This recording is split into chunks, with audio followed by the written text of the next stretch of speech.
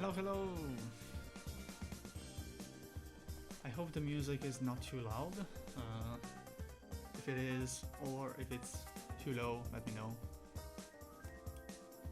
Actually, let's turn on more lights.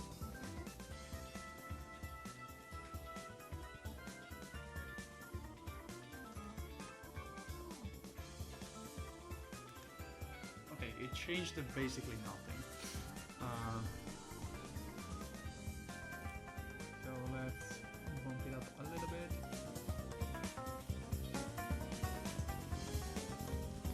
Yeah, I'm roaming around my room, so I'm extremely low in volume.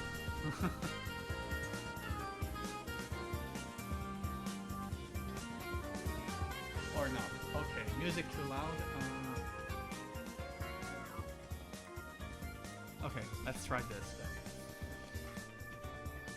Hello, hello! It is the second day of October. Happy October, everyone! We were finally graced by the gods of postal service, and we have lube, finally. Also, happy holidays to all my Chinese viewers.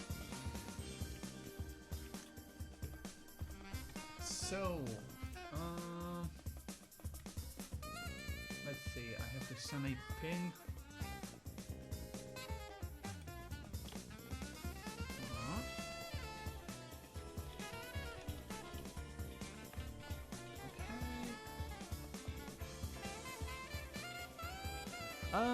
So what is October? It's the month of Thok. Depending on where you go, which stream you go, which streamer you go, they do giveaways, they do community projects and all of that. For me, it's just the month of Thok, you know.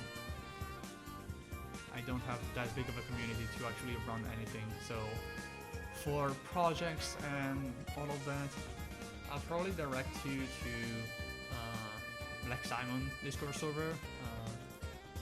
Every year we have a October.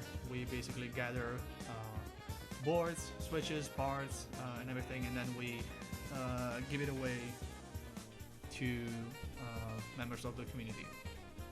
If you want more information, you can go in Black Simon Discord server. I don't think I have a link for it, to be honest, but you can hop on Twitch on his channel and you'll probably find the link there.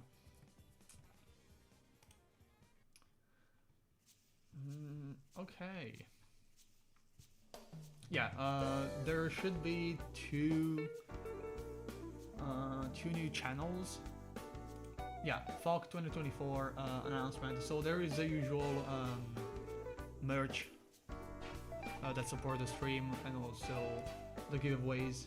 There are people that get in touch with the Thok masters for each region: NA, Southeast Asia, Europe, South America, and you can submit stuff to give away. So for example, Yutki donated a TGR Alice. Then there's a couple of other stuff added.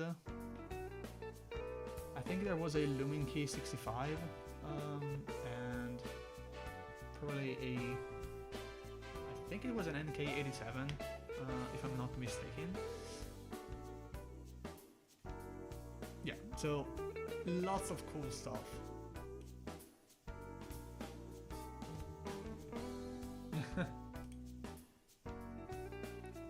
Yeah, last year actually we had a couple of people that donated real forces. R1, I think. Alright, let me see if something went through.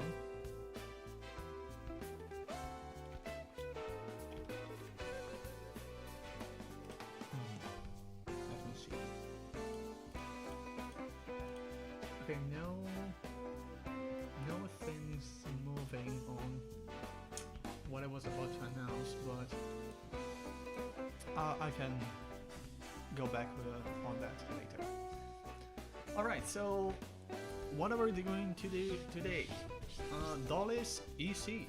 Finally, it has been quite a while since I was commissioned the project. The idea was to see if the original Dolice was EC capable. A lot of people loved the layout and the board, so we thought, hey, what about EC? The good news about the Dolice EC is that it will work with all the cases. As far as I know, there are no like weird additions of the case. So if you have like the first drop, it will just work. So here I have a black unit that was used by someone else, and we are gonna be we are gonna be building this board. And if you're coming to the Italian meetup, I think it is next week. Music is pretty high. Okay, let's turn it down. What about now? Might take a little bit. So if you are coming to the Italian meetup, I doubt, since basically no one in the community that I usually go to are Italians. You're gonna be able to see this in person. Hopefully 1-2% lower. Okay, that's an achievement. Let's use the DB. What about now? It's 1 dB lower.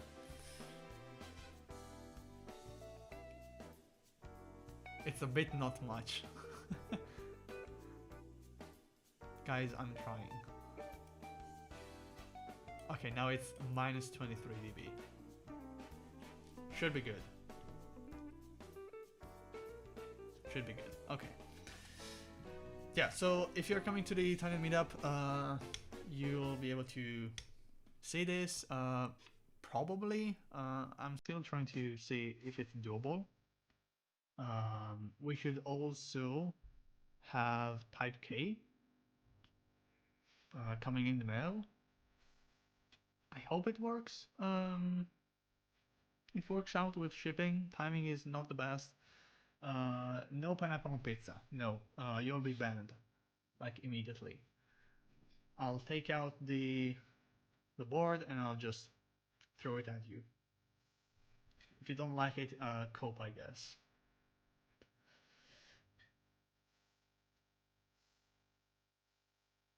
Nah. Okay, I'm about to ban you, Clever. Wink, wink.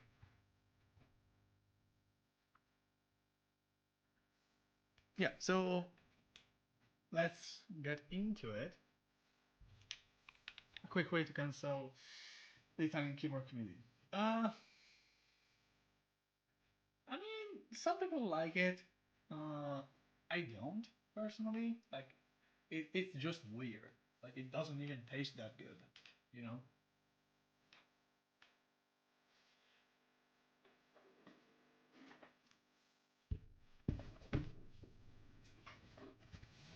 So,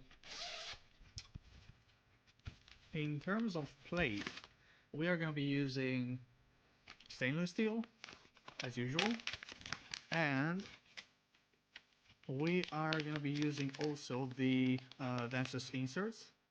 So the plate is not threaded.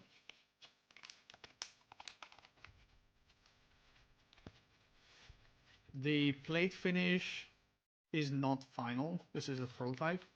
The final plate will be sandblasted and clear coated. So don't really pay too much of attention to the finish. Is it the same as the Virgo? No. It's similar, but it's not the same. Unless you're referring to material. In which case, I think in the end we went with stainless steel. Uh, oh no, like the finishing is purely Manu sending whatever they had uh, out. Let me go grab some painter tape because I need it. Be right back.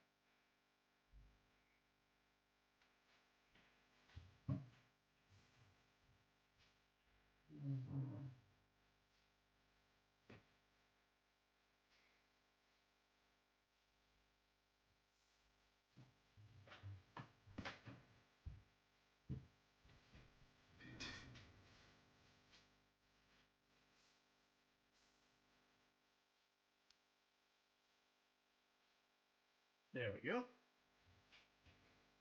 Okay. So yeah, stainless steel plate, Vestas inserts for the PCB.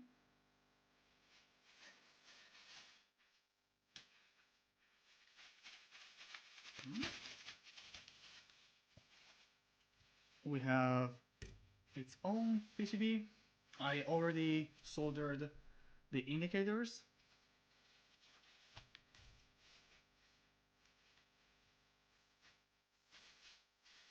Then we have a bunch of parts ready to go.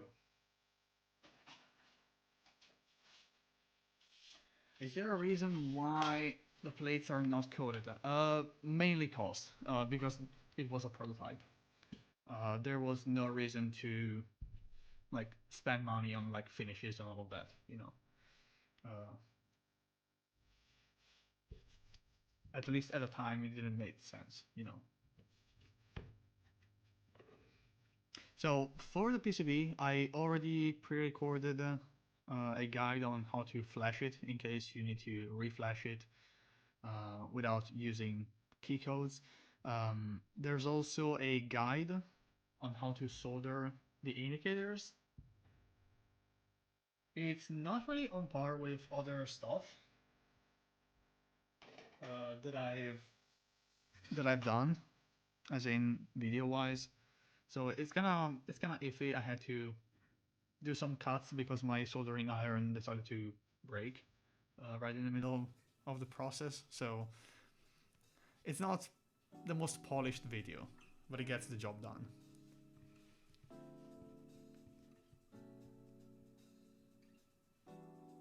Have you tried copper plates? Not really. Uh, the number of boards that I have is very limited now. So I have the Frog Mini that is stainless steel. I have the Type B, which is alu, but I'm gonna be getting a stainless steel plate when the production is actually completed.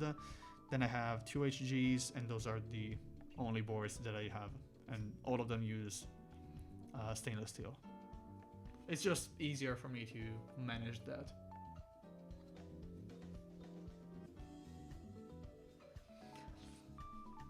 What is needed to get that one work on TGR Alice? So I have a like universal quote unquote Alice PCB in mind. It will have either like onboard USB, or you can like snap it off in case you want to design something around it. It will definitely need to have like other multi-layout options, because the layout support for this board reflected mainly what we have on the Dolice. So there's that. For connector, it uses JST because we managed to have clearance. In other boards, it's not always possible, and because we don't really want to like force people into doing some kind of modification to the case, when it's possible, I just prefer to have JST. If it's not possible, Itmate is the only way we can actually get things done, you know.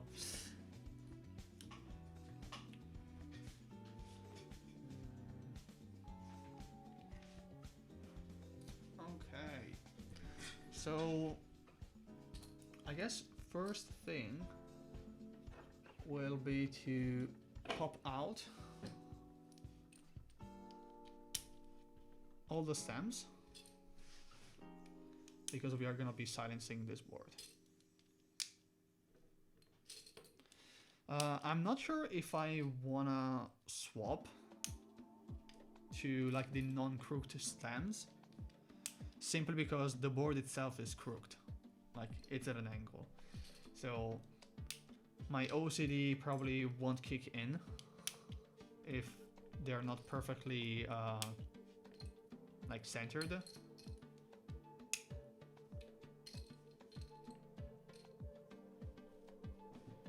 Yeah, I mean it's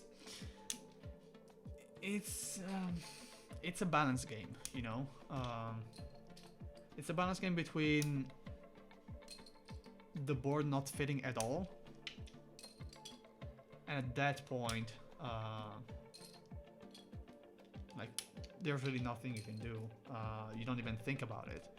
But when you realize that the board will fit, although with some modifications needed. So, for example, like flipping the spacebar, like in the Frog, or having to use IdsMate, and all of that. I think there's a part of me that says if people really dislike the solution, they're not gonna use it. So there's really no harm being made in having it. So it's a balance game again. I would probably use something different than IdsMate. One connector that I really like, I mean it's a family of connectors that I like, though the cost is very high, are press fit connectors, where you basically have a flat cable, like the ones that connect like your iPhone screen to the motherboard, and they have like a rigid section with pins, and they basically just snap together. They're cool. You can have them custom made with colors and a lot of other stuff, but the cost is just not there. So if only the cable would break, I would buy a replacement, a connector and PCB. Yeah. It really depends on at which time you bought them. Because at some point it was the connector on the wire that always broke. And after a while, I've noticed that it's basically swapped. But yeah, the issue with Molex versus JST is that with JST, let's say that the top of the connector breaks, so like this portion, you still have the walls that are keyed and the pins themselves. Like the pins on the connector go inside of the connector on the wire. So it's like a shake of hands. With Molex, it's nothing like it. It's actually, if you see how the PCB works, the connector works, it's a metal contact that sticks out, and you have two metal clamps that basically are coupled like this, and when you press down the connector, they get stretched, and through friction, they grab onto the pin.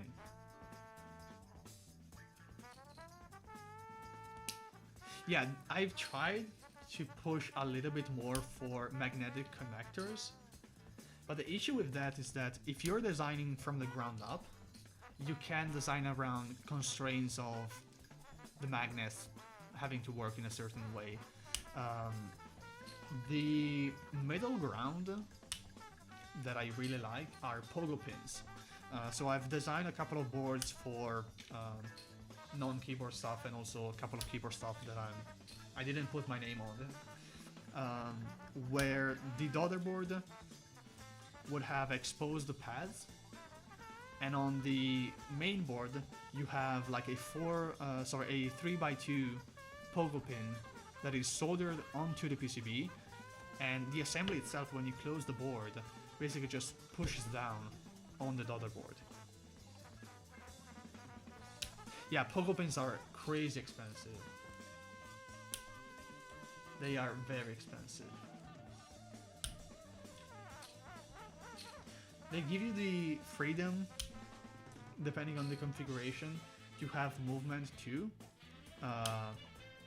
So you have a minimum, like, pressing distance, quote unquote, that you need to satisfy, and a maximum one, which is like the bottoming out of the pogo pin. But apart from that, you can basically do whatever you want.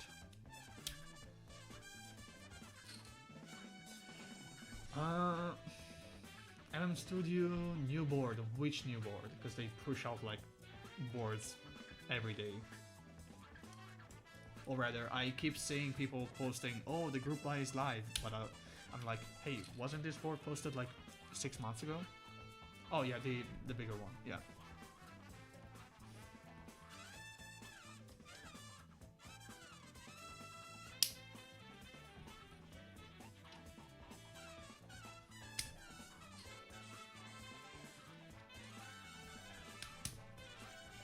Yeah, I mean, in the connector space now we have like every possible option. So it's actually just a matter of deciding how you want to do things from the get-go. In my case, when I do like replacement kits and all of that, I need to keep into account the constraints that were given to me by the board, you know. For example, a very good example for this was the USB connector for the Pro 3 DB,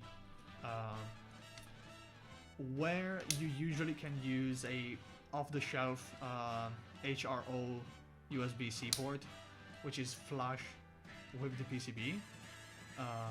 For whatever reason, the PCB designers at PFU decided to have a super expensive Molex USB-C port that is double shielded, raised, with a plastic bit on the bottom. It costs like a bazillion of bucks, and it's not always in stock. And that's the only USB port that I could reliably buy that actually satisfies the distance between PCB and USB port center point. Because otherwise, if you use it in a OEM board or in a board that was designed to receive the OEM PCB, the USB port wouldn't fit. Ribbon cables, it's whatever. Wait, are you referring to the blue one for the like classic hybrid and all of that, like that flat cable? Because for that we know the part number, like we've known it for ages. The thing is, they are extremely expensive, like very expensive, and they need to be custom made because it's not something that you can easily do. Oh, you mean like for connection in general?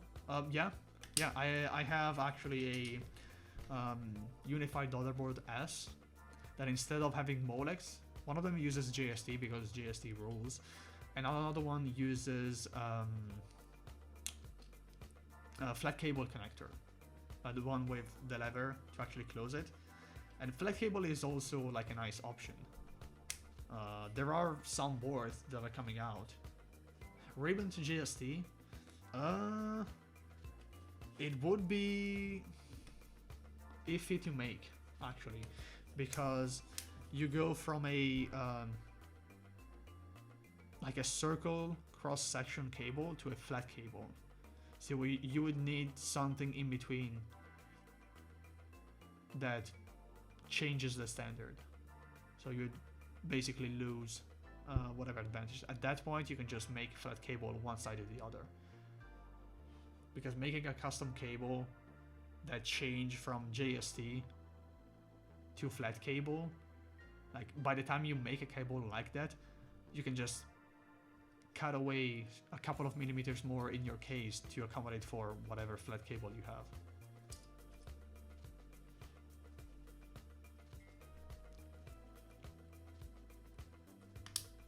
Yeah, I've seen like a bazillion of boards now from China that use flat cable.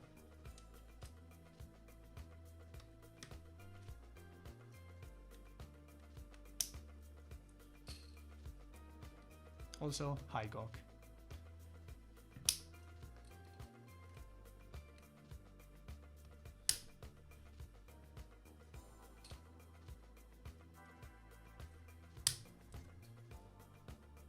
Yeah, I mean, it always comes down to at which point in the design stage like the PCB designer comes in, because like unless you're a PCB designer that regularly works with like a selected like vendor, for example AIO3 is now like working with Canonkeys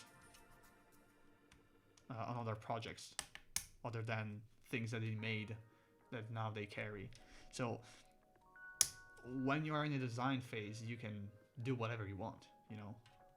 But if you're coming after the design was already made, or if for whatever reason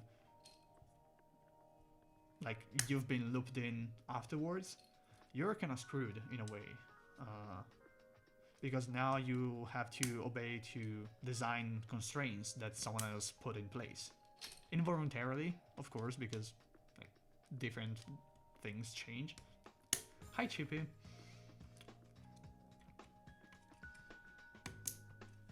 Oh, I didn't see the pings.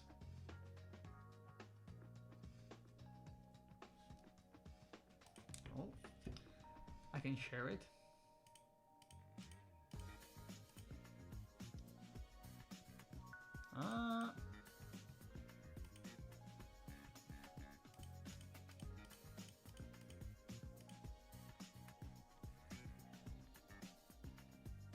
Okay, I can still see that. Wait, let me.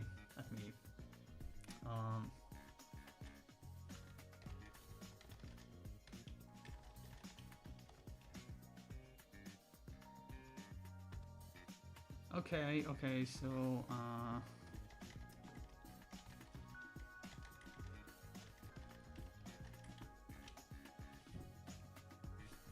I'm trying to jiggle between Discord and the stream.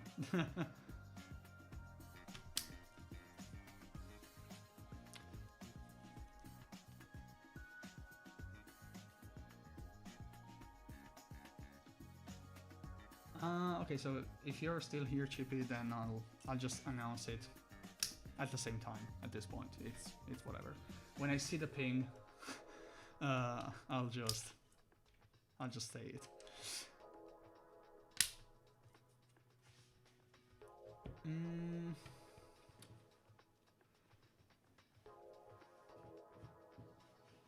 I don't feel like I've seen the benefit of having universal DBs. I mean, for the type of designs that you do and like that I tend to like, yes. I mean, it really helped with like the back and echoes and like all the other boards, you know, like the universal stuff that you can do whatever you want with it.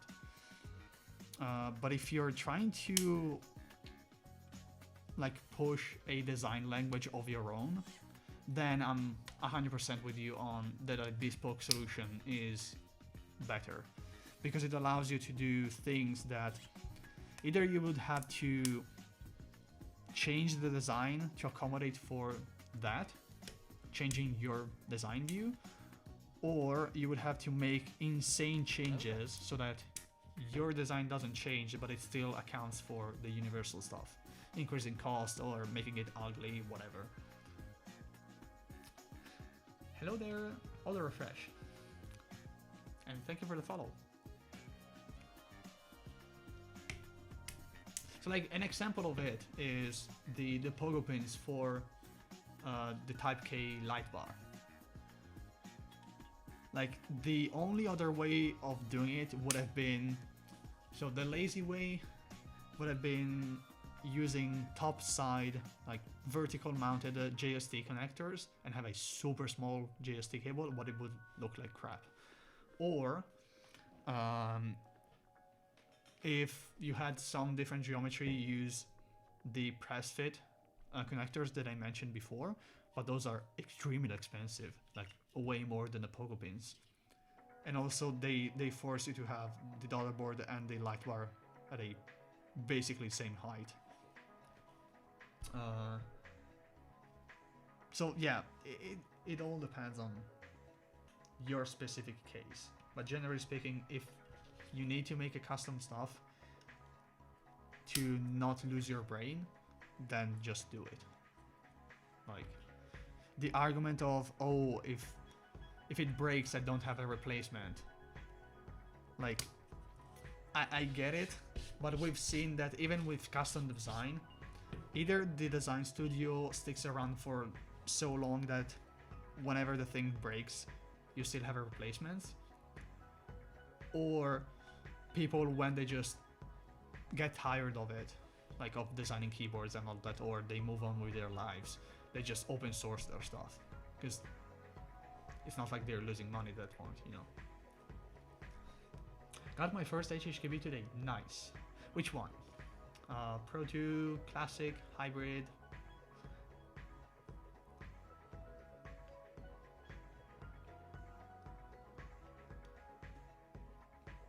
Pro 3 Classic. Nice.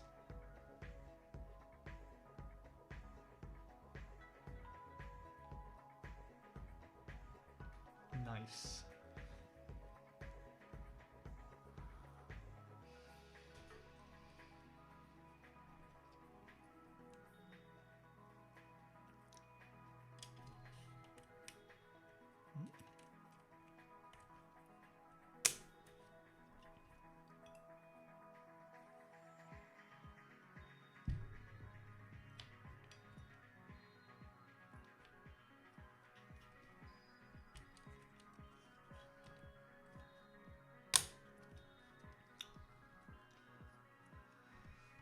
Oh, let's see this picture. Oh, that's a nice cat.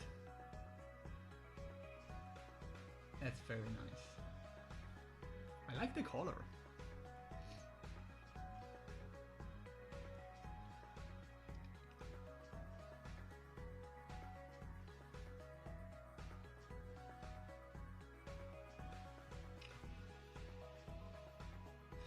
Yeah.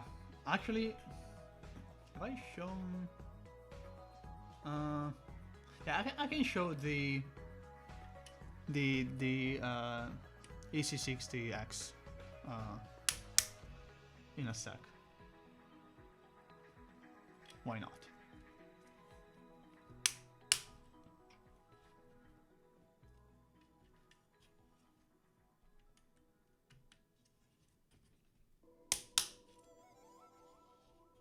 Okay. So, I'm trying to debate now if I want to put the standoffs first, or if I want to lube first. Let's first put the silencing rings and show you the EC60X.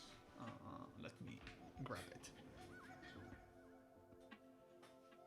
It's on the floor. Nice.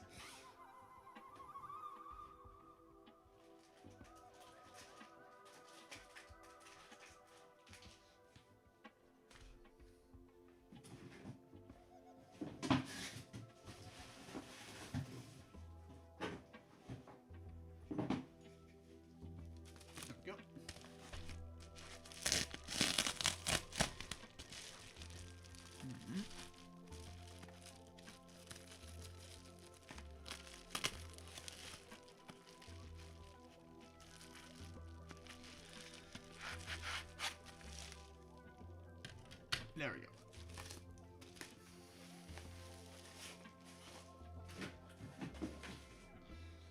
So the idea for new PCBs onwards is to actually have the rails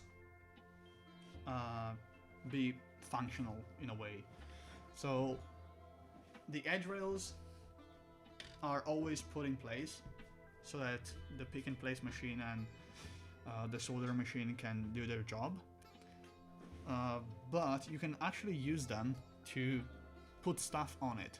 So I decided to put on my logo a small text that tells you to snap off the rails to calibrate the PCB, then my website. Here goes the PCB name and the revision, then a phrase that will change like at random. So the features are the same that I mentioned on the server, but the two main things that I want to mention to you are now the reset button is a button. It's not exposed pins. It's just easier that way. And then the JST, we have H60, so like Heine H60 style. We have Bakken Echo style and Unicorn R2 style. And for the O-ring openings, we have the same one-to-one with H60. So if the board supports H60 and it fits and all of that, you've checked clearances and all of that, after you make some modifications if needed, so like flipping the spacebar and all of that, the board can work. So I'm working on a list of boards that I know will work, so like the Frog, the Brutal V2 and all that, other boards that we are going to be testing. So very happy with the PCB, to be honest. We've managed to maintain the RGBs. Now they are actually better placed in a way. They are equal in position now. The previous revision wasn't.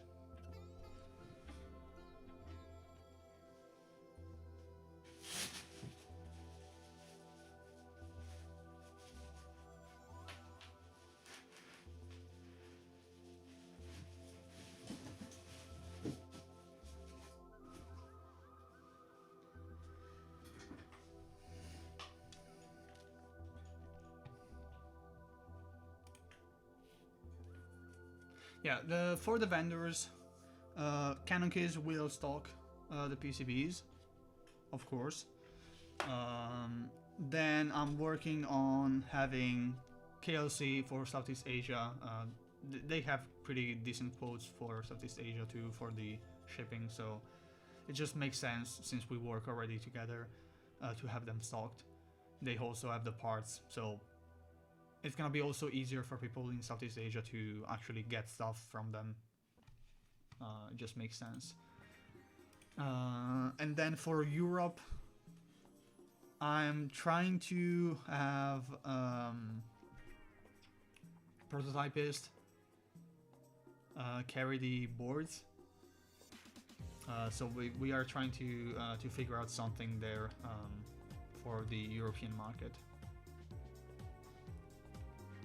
I mean, for now, I need to test the waters for Southeast Asia in terms of actually for Oceania, so Australia and all of that, because I'm not sure how they source stuff, because the people that I am in touch with, that I talk to regularly in Australia, they just buy from whatever. They're pretty much like me. So I'm not, for example, a good example of what a European buyer would do.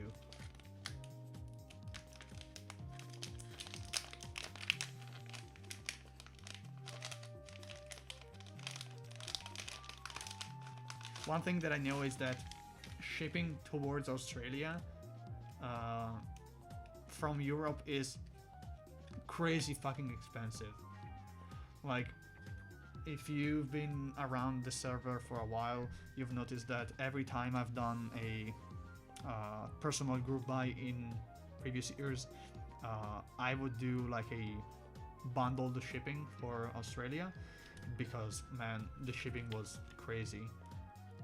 Like a 30 by 20 by 5 centimeters box that weighs 300 grams. Shipping, even with EMS, was like 42 euro, which is like 50 bucks.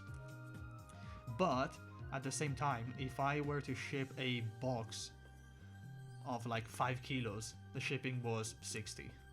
So at that point, I just chucked everything into a single box. I remember when I did the first round, to make things easier for Decoy that did all the internal shipping in Australia, I pre-made the boxes and then I put those boxes inside of a bigger box with like a label with name and information so that they could easily ship stuff.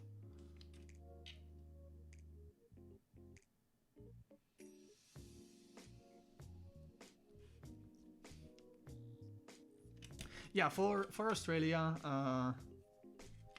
I have a couple of contacts. Cafe, I've been in talks with them. There was an idea for a like one of their stacked boards.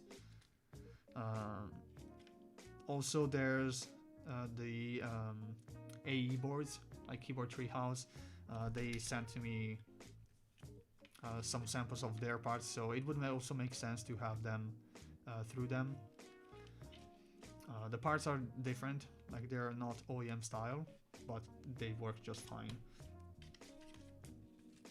And also, if you want a Constellation EC, stay tuned. I mean, everyone knows that it's being made. But yeah, if you're in Australia and you have a Constellation, just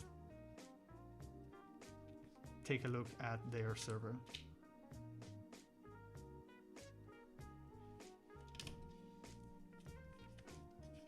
Yeah, Gondol licked it, and I was like, okay, so I can lick it. I wasn't sure if... yeah, keep Treehouse, yeah. Yeah, I'm not really sure, like, Keyboard Treehouse AE boards, I know that there was like some renaming going on, so I'm not sure which one is like the main one that serves as an umbrella for everything else. Huh?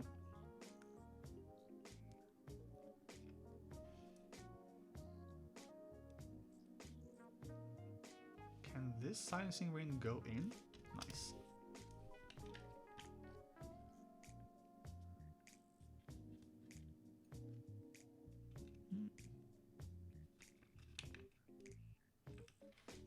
Yeah, now for boards that might come in for testing and all of that, yeah, there's Type K.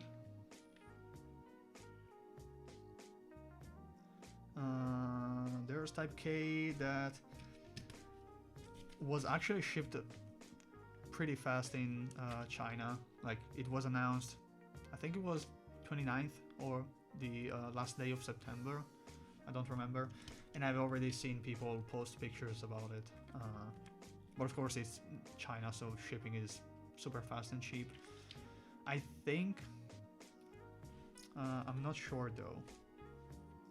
Oh. We've lost a ring. Where did it go?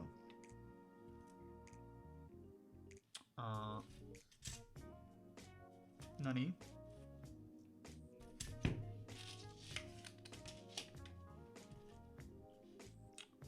I've lost a ring. Right under my nose. Oh, there it is. Yeah, and also like, I think, I'm not sure. I need to check. Because I know that for one region, the shipping is through a container. And the other one is directly shipped by Type Plus. I'm not sure if NA is direct shipping and EU is through container or vice versa. but it's gonna happen probably like today/tomorrow, because today and yesterday it was national holiday in China, so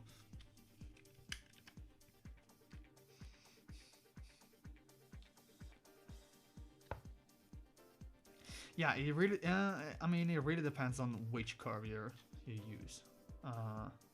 I gotta say, with FedEx, uh, it's consistent, as in if they say it's gonna be delivered on day X will be delivered. Yeah, it's the usual FedEx IP, or like they have another one that is basically the equivalent of IP. So they're okay, I guess. The issue that I have with FedEx is that, at least here in Italy, they are god garbage with VAT. And like, first of all, they always send me an email saying, hey, your shipping is from outside Europe and we need to do customs import. What are the instructions? And I'm like, what do you mean? You're the one that is delegated to do the customs stuff. What do you want from me? So that's the first one. Then they send the payment link at 5 a.m. of delivery date. So every time I know I have a FedEx shipment from outside the EU, I always need to stay up until 6 a.m. and then wake up at 9 just to pay the taxes in time. And at times, they don't even send the automated message. They send a manual, like, payment stuff where they say, hey, this is the X amount of you need to pay, and you need to pay it in cash on delivery. I'm like, why? It's 2024. Yeah, here it's kind of weird because like customs here is super scuffed in the sense that the customs clearance can actually begin when they don't have the package. So for example, DHL is actually pretty goated for that, at least for me, because if I have a shipment that is coming from China, the customs clearance process starts when it's like in Bahrain. It's amazing. And they already send me the customs stuff basically as soon as they pick it up in China. It's amazing. Like, DHL is expensive as fuck, but it's goated for like that kind of thing. Not cheap, absolutely not cheap. But if you want something fast, that's the way to do it. In my region, at least.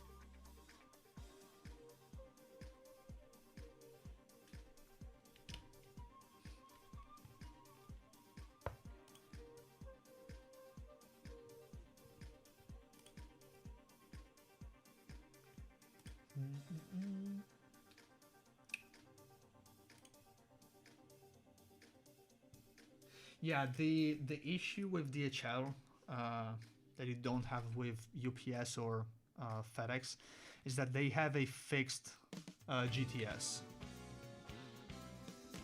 Like, they apply GTS every time.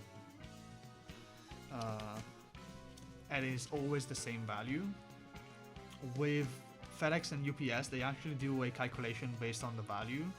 So for example, I've imported something that was like I've paid probably 10 times in shipping than the value, and VAT was $5. Admin fees, GTS, whatever you want to call it, based on how they want to scam you, it was €3. So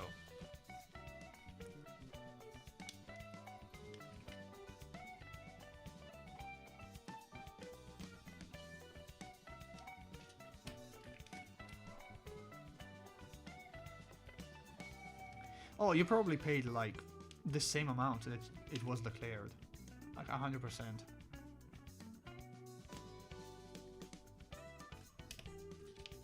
Because it's just how it goes with DHL. Yeah, FedEx is super cheap. Like, it's cheap because they have that threshold kind of thing.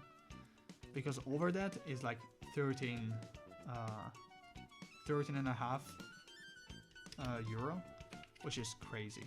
Especially when they ask me instructions. Like, what do you want?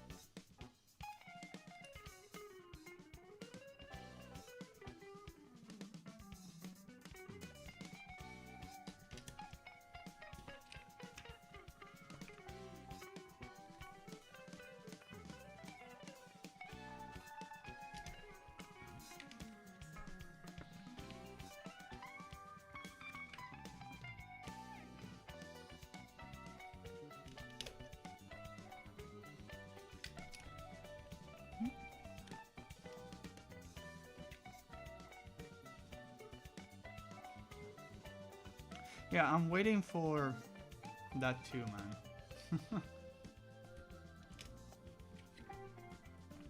Yeah, using tweezers is so much easier. And also, the thing that I've noticed with the thought rings, I've said it other times, is that compared to the desk case one, for example, some cases what happens is when you do this with the plastic, it just flies off. And the center portion doesn't actually disconnect from the ring itself. With the thought rings, I've noticed that as long as I do this and just I pull, the center part stays on the plastic. When I used the desk case one, maybe it was a defective one, I don't know. Like every time I did this, the center portion would come off too. That just makes me lose a bunch of time for nothing.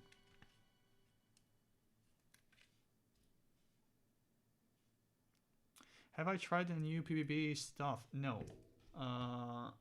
No, because I didn't buy them. Like I'm rocking still like a bazillion of KLC parts, and also I don't build boards that often. So, and to be honest, just because it's China, and not China as China the place, but China as that specific vendor, I just don't want to give them money. Like when they came out with the like half snipped housings, that was interesting. It is useful for things like the frog, but I can just snap off and save money first of all, and second of all, not give them money. So, you know.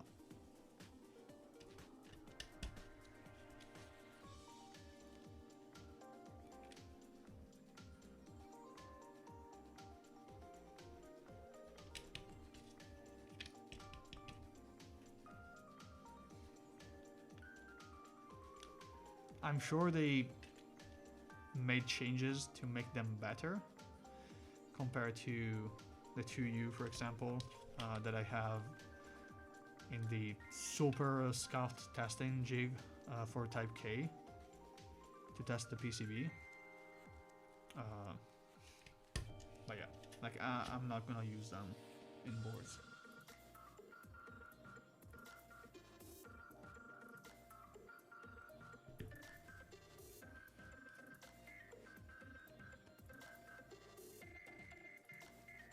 Also, it would only make sense to buy stuff through like AliExpress, but shipping from AliExpress for me is kind of scuffed because they always not deliver the package, but they mark it as delivered, so I always lose money. By going through like a proxy doesn't make sense because by the time I do the math between import and all of that, I could just buy other stuff. Yeah, like the advantage of buying there for me is less noticeable than in the States, for example, because like the additional fixed costs are higher. So to justify a order from them, I've had to like buy 1,000 of them.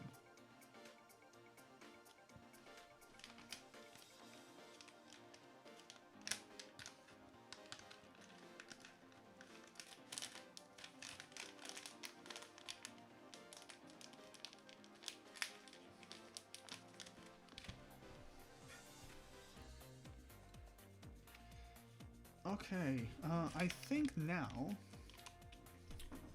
we can start put in the inserts.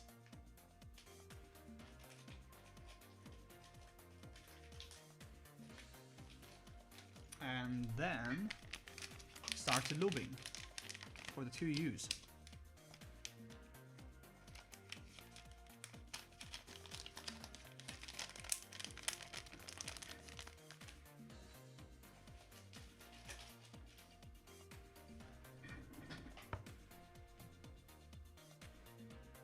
Yeah, so let's take out the rings.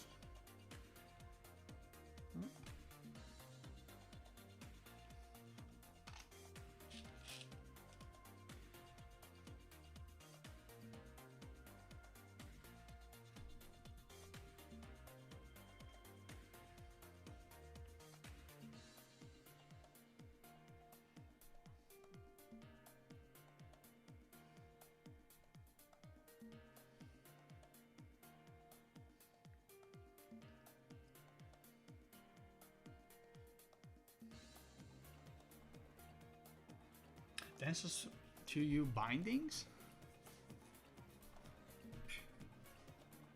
Huh. I actually had that issue, but with deskies on a brass plate. It's interesting because the 2Us on the KLC parts are actually quite loose compared to the others. That's also why you have to lube them and do a bunch of other stuff to it. Have you tried before sanding the plate to like use other parts and see?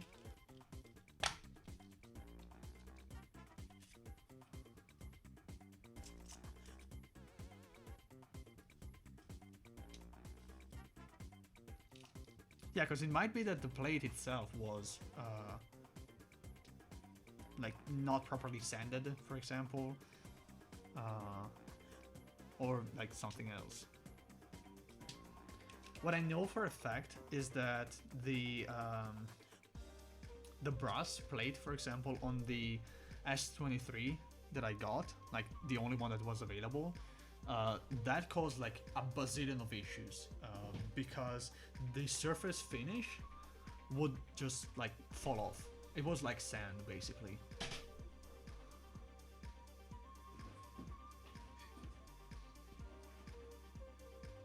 Yeah, you're welcome. I try to stream stuff that are either slightly more difficult than just put things together. So for example, this build will probably be snapped off and used as a build guide if this goes on. So what are we doing now? The order might be different. I still need to think about it. So what we're doing now is we are inserting the insert part of the Densus inserts into the plate.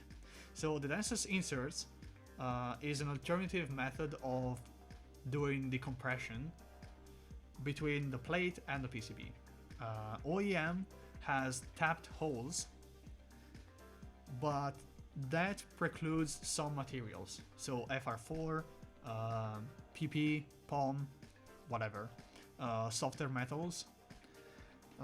The alternative is to either use a mid standoff where you have a screw on the top and a screw on the bottom, but that causes a couple of issues. First of all, you need a screw head that is low enough that it protrudes from the plate as low as possible. Because when you bottom out with keycaps on EC, the bottom out from the bottom of the keycap to the plate is actually smaller than on MX. So you need a lower clearance. An alternative to that is to just carve a bit of material out of the plate, creating a step, and that step is where the insert head goes in. So this portion goes like this. I'm gonna show it at an angle. Let's hope it doesn't fly off. Okay. So you'll see that it goes in, and when you press it down, because there's that stepping, now this is flush. The top of the insert is at the same level as the plate. And this reduces parts, because now you go from the lowest part count is normal OEM style, where you have the screw and nothing else. The plate itself acts as the other component of the compression. There's this method where you have two components, the insert and the screw. And the way the screw and the insert work is, because you have the stepping, the insert basically acts as something that goes over the plate and compresses the plate. The third method is the one that asks you for the highest amount of components, which is the mid insert, where you have one of those brass threads that you use, for example, in 3D printing, and you have a screw on the top and the bottom. The thing about the inserts is that they are easier to implement.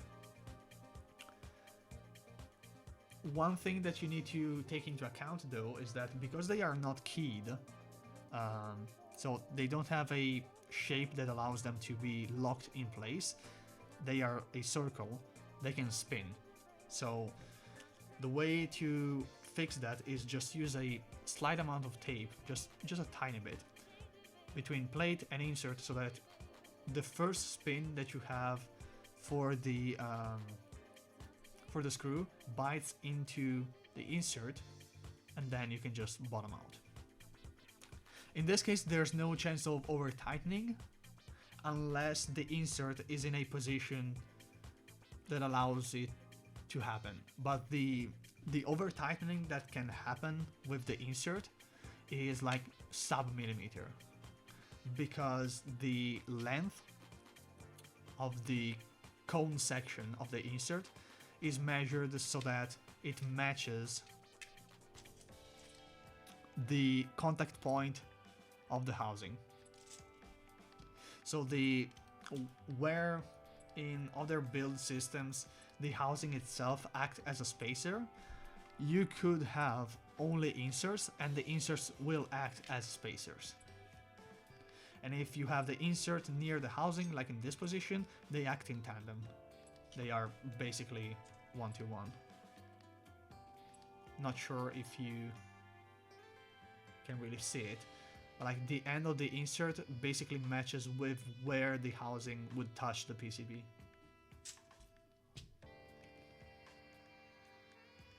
So in cases like this, you don't have any housing near it, with normal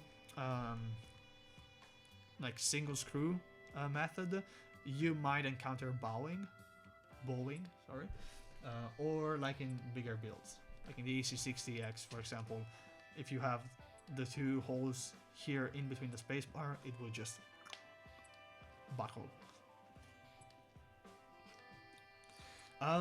No. I don't think. I'm not sure what measure is this, but it's a standard one. And also another thing that this actually helps with is with a single screw method, you need a precise thread in the first threading. Like the first couple of threads in the screw needs to be very precise, so you need a higher quality screws. With this method, because you have so much more thread that is actually being used, I'm not saying that you can use shitty screws, but you're not like out of luck as with other systems.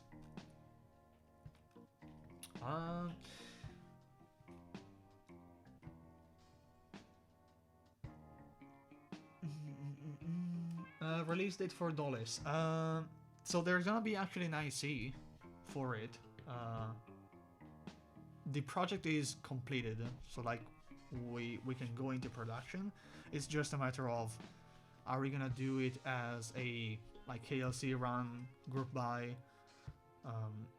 If the interest is not there to the level that we can justify running it through the vendor system, at that point I can make probably like a private one.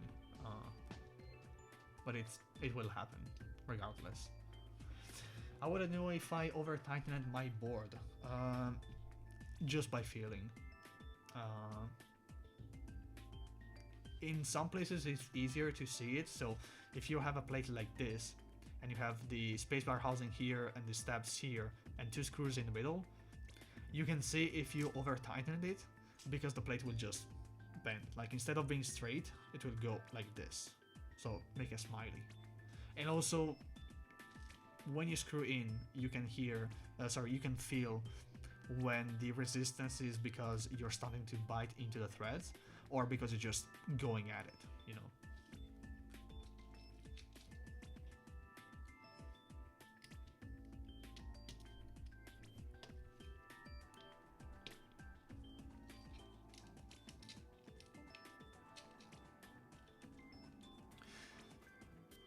Another way of reducing the risk of over tightening was actually for the OEM style method, so like single screw tapped plate, was actually to go from M2 to M2.5. So now all the plates that I make are designed so that you can use M2.5. And that is because even though we are not actually following the machinist golden rule of the thickness of the thread needs to be X amount, the thread pitch and all of that, to allow a correct biting of the thread. I've noticed that by using a bigger screw head, you can better feel when you're over tightening stuff, and you self adjust better. With M2, because it's a smaller screw type and people are not really used to super small screws, people tend to go way too much, you know. And because M2 is a smaller thread pitch, it gets damaged more easily.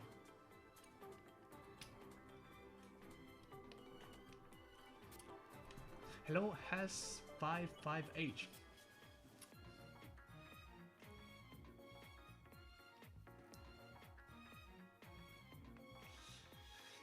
I need to open up my board and align the keys in the housings. What do you mean by aligning the keys? So you... What do you mean?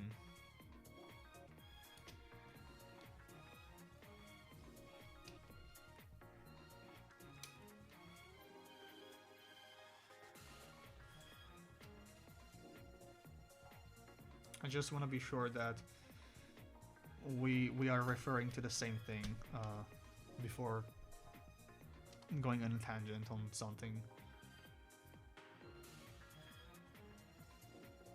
Oh, okay. Okay, so the way I do that, yeah, I know what you mean. So the way I do that is, let's say I'm using, probably not this one because then they'll fly off. So let's say this is the front of the board, like this. I just flip it. I have the case raised from the build surface with like boxes or something. Then what I will do, I'll try to like self-center it from the bottom. Then I place all the screws and I tight two opposite ones, not all the way, but just so that I can feel the friction. Because that way when you flip the board and you can see the frame and the internals, what you can do is you take the board like this, imagine there's the housing here, and what you can do is you can squish with your palms the housing, and then with your fingers you can move the internals to align them properly so that the gaps are equal. To be sure 100%, you can add keycaps on like opposite corners in the corners so that you can check that the space on the edges are equal, and at that point you tighten them out, them up one by one. That's the better way. I found that it works. It's important to place all the screws because at times tolerances don't allow you to do it afterwards, or because they are not there, you may be doing movements that are not actually allowed once you have all the screws in place, you know.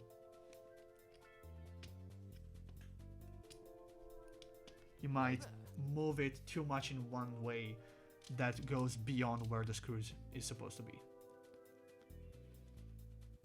Thank you for the follow. I've missed the name. 1 second. Vish is. Sorry if I pronounced the name wrong. I'm sorry. Do you have a favorite board in your collection?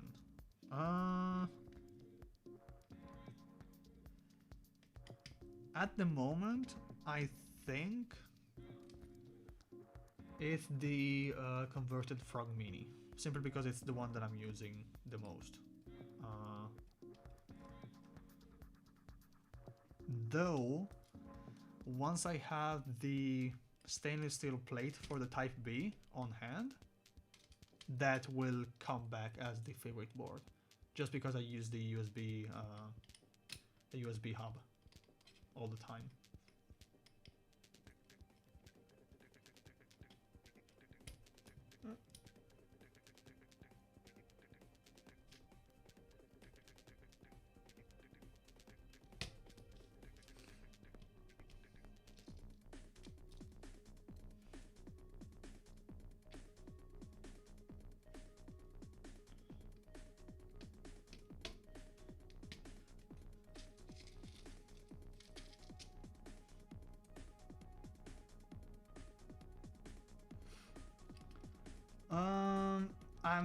I don't think he's gonna be directly selling the EC stuff.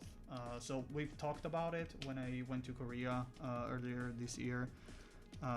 He would love to like do EC stuff natively, but as he mentioned, because of how the Korean market is structured, like Korean customers are very demanding and they like the way they do things. So introducing something like that at his volumes would require like a high investment, and he doesn't really see how it could actually go EC properly. Also, Korea for some reason doesn't really do EC that much. It's not that it's anti-EC, it's mainly that it's so tedious to do. Like it's long. But the good thing is that with the new frog coming out, the frog leggera and pesante, it's gonna be way easier to actually do EC with his stuff. With the, I think it was the leggera, the one that is tray mount only, the plate is as this one.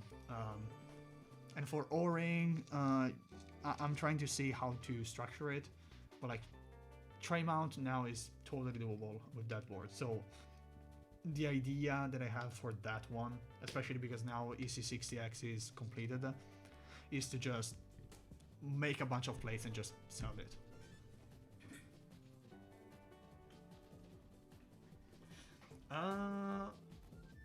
Whatever you feel, to be honest.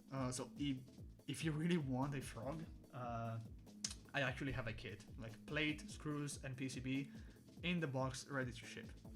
That works with the original Frog Mini.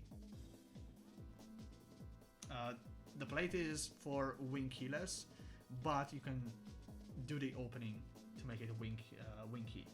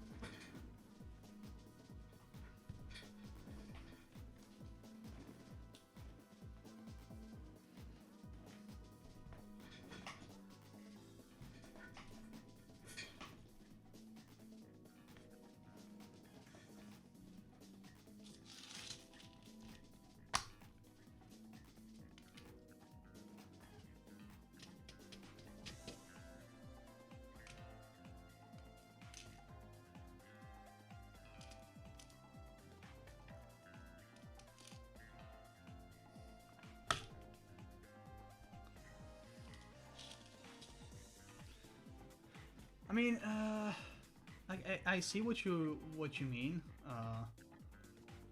They're not the definitive form of EC stuff, but at the same time, it's better than nothing. Like, as with everything, it's a matter of how much you're paying and realizing how much the cost is to make like molds and all of that. Like the same way people are willing to justify defects and like weird stuff for like the QB or whatever the name was, or like any other like low-cost project, it's the same here. Like the price that you're paying is like 1/4 of less keys, you know. I'm not saying that they are one-to-one. What I'm saying is like the expectation needs to be a little bit different, you know. Every part has its quirks, so the more we can push out stuff right now, the more people can see, like, can make new stuff, you know.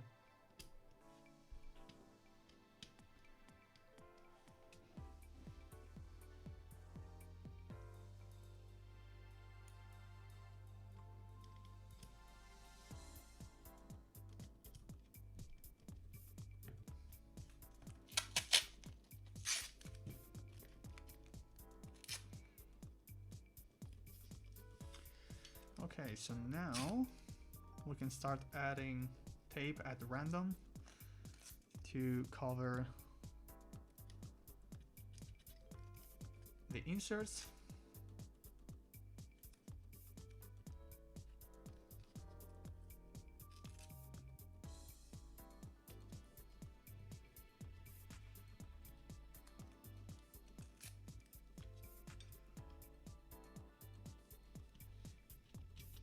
What are the boards that you don't like? Because to be honest, I don't follow who publishes which boards, so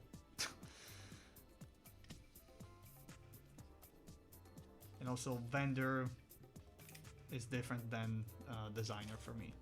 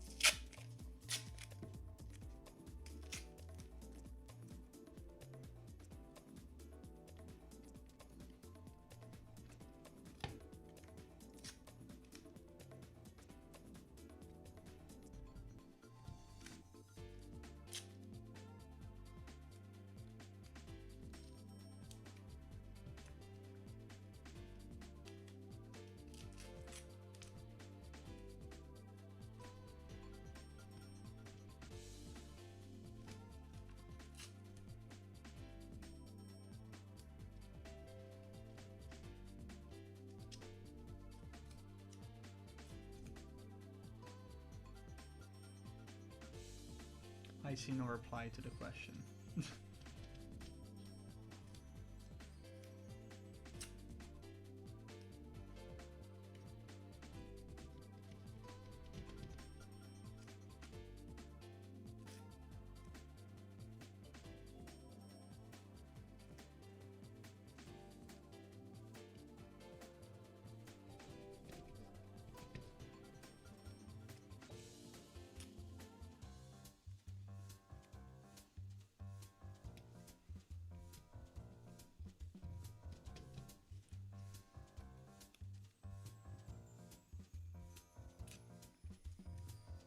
Yeah, true.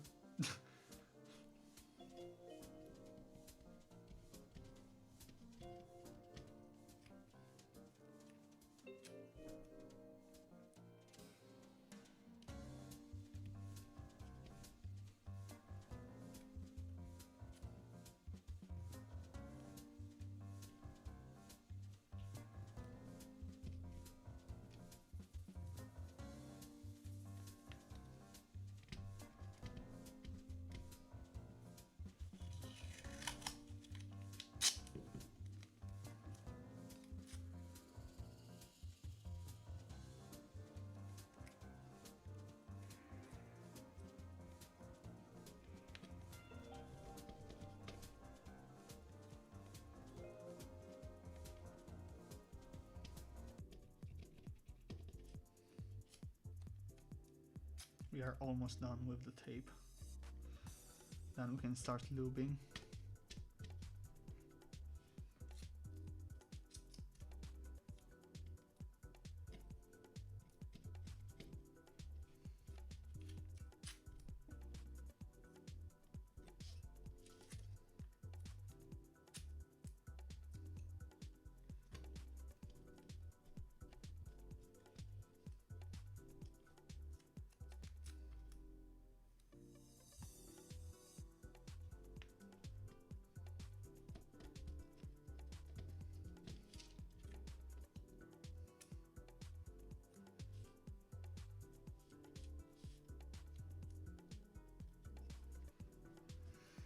There we go.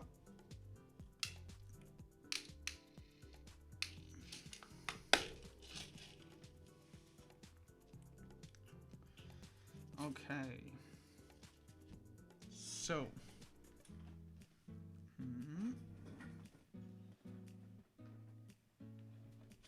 There we go.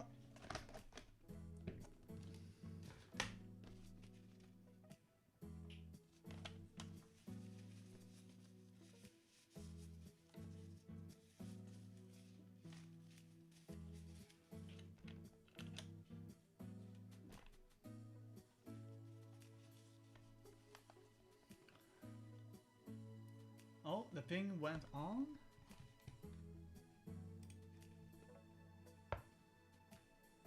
Okay, now I can officially say it. So, for those of you that are in chat, there's gonna be a restock of the ECPCBs at Canon Keys tomorrow, so October 3rd at 1 p.m. Eastern Time. And there's gonna be an addition to the lineup, and that is the EC980C. So the replacement PCB and controller, daughterboard, whatever you want to call it, for the FC980. So it supports the default layout and also additional layouts through custom plates.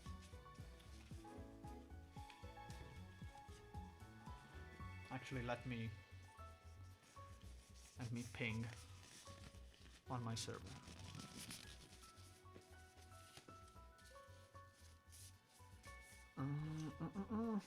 Let's do this. We are doing it live. So 1 p.m. Eastern Time is, I gotta translate it to Rome time, 7 p.m. So let's do Discord timestamp,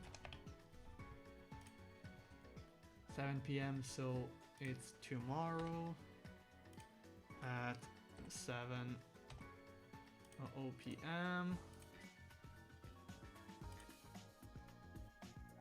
Copy the clipboard, yes.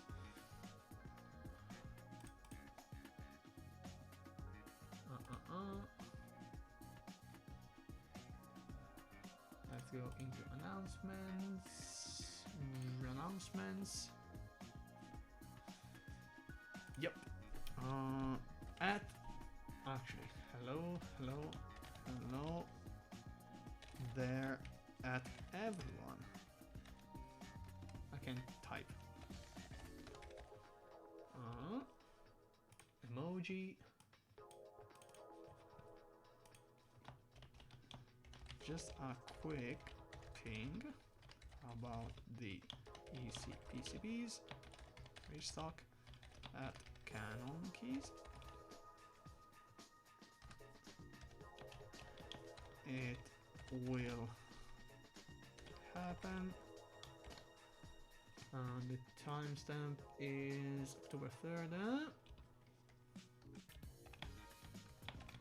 aka let's put in relative time to copy the clipboard, yes.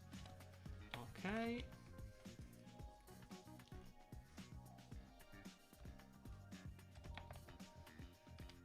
Additionally to this drop, we will have the long-awaited EC980C.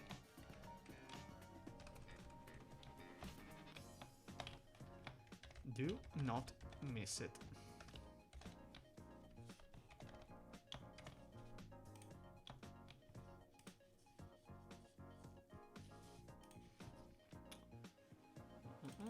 Let's add a link.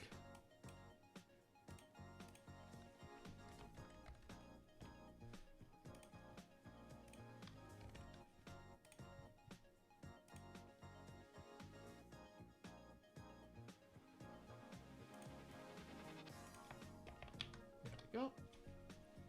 Let's remove the tracking stuff.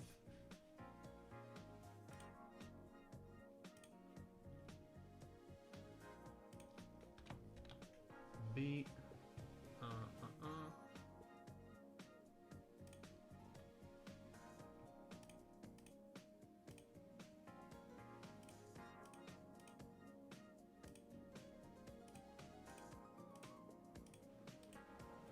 copy the picture.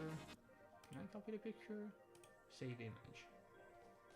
Oh, it's a WebP doo-doo image. Ah, damn it. Let's do it like this. Oh, this is the macOS.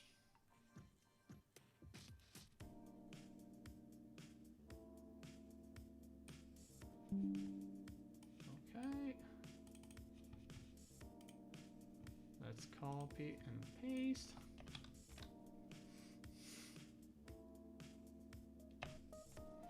Send it now, yes. If you hate pings in servers, deactivate them.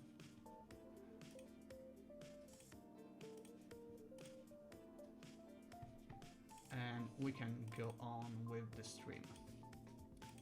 Took like forever to make the announcement. Okay, so lubing procedure. As always, I'll go through why and what I do. So because I'm using 205 G2, which is relatively thick, I only lube the 2U to get rid of the stabilizer rattling, and just slightly lube the rails, and that's it. I don't lube the one used because I don't like it, to be honest, but also because it would just create a mess.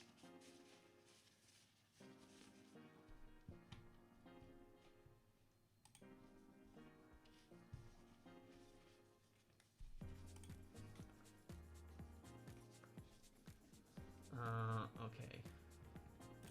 Let me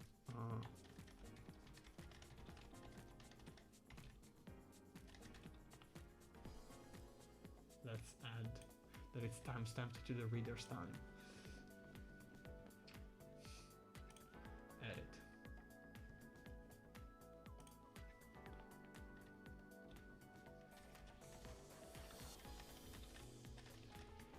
God damn it.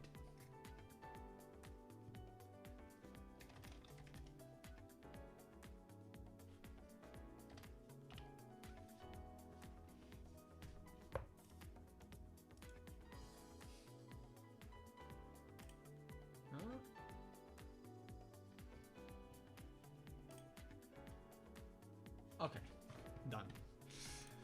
So, how do we lube 2Us? So, I lube in multiple places, starting with the housing. The first thing that I lube lightly, like super lightly, are the 3 contact faces on each side. Let's take a housing to show it off.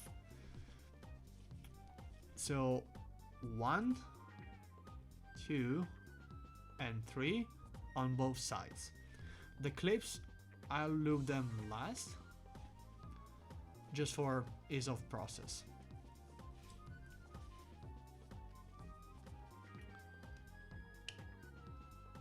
So for this, I can actually use what I have on this. And again, very light. So I shouldn't even have lube visible on the tip of the brush.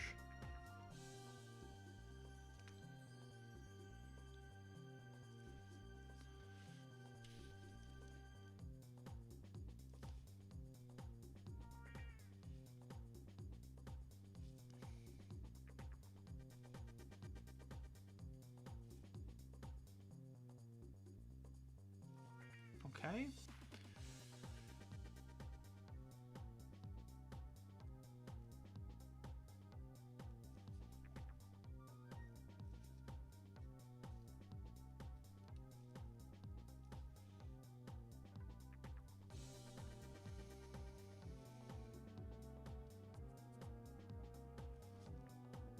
The reason why we go super light is, again, because the lube is very thick,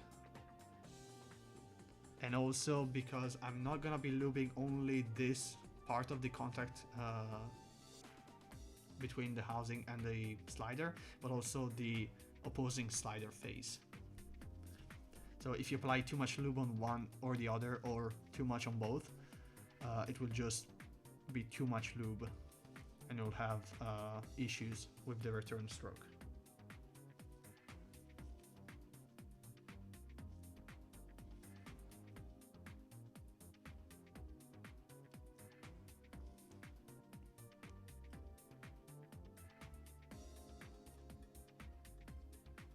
If you apply slightly too much, but I mean slightly, just by pressing the key a bunch of times, the lube will just wear out a little bit.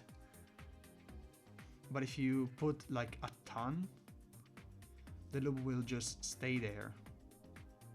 And at that point, the only way to actually make it usable is to take it apart and take out all the excessive lube.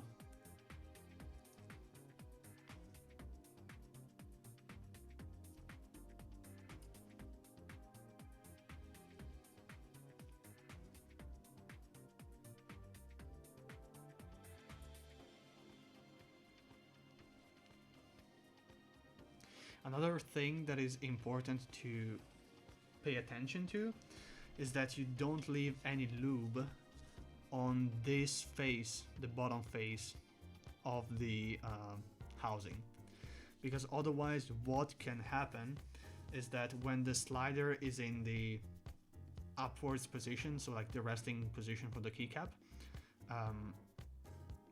there's lube that comes into contact between the housing and the slider, and every time you press down, the lube will just go like this and create noise.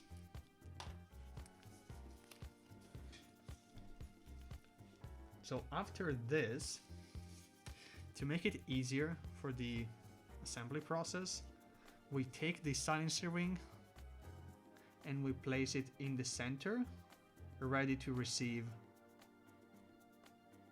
the slider.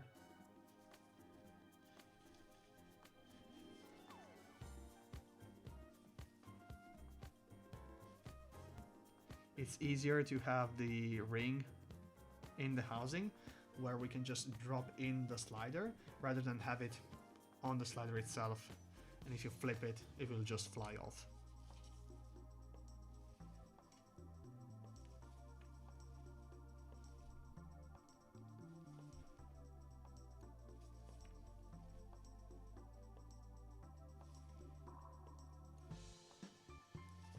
Okay, next in line is the slider itself. So for the slider, it's slightly more involved in the lube process, but not too much. So the way I like to do it is using the tweezers, either by sticking it like this or on the bottom if it has openings, and just use it as like a helping hand. Okay, so there are a couple of places where we want to put lube. The first is the contact faces here. Let's do this. Here, on the opposite side, on both ends of the slider. Those are the faces that come into contact with the slider itself, the housing itself. And then we need to fill this cavity with lube, because that is where the wire actually slides through.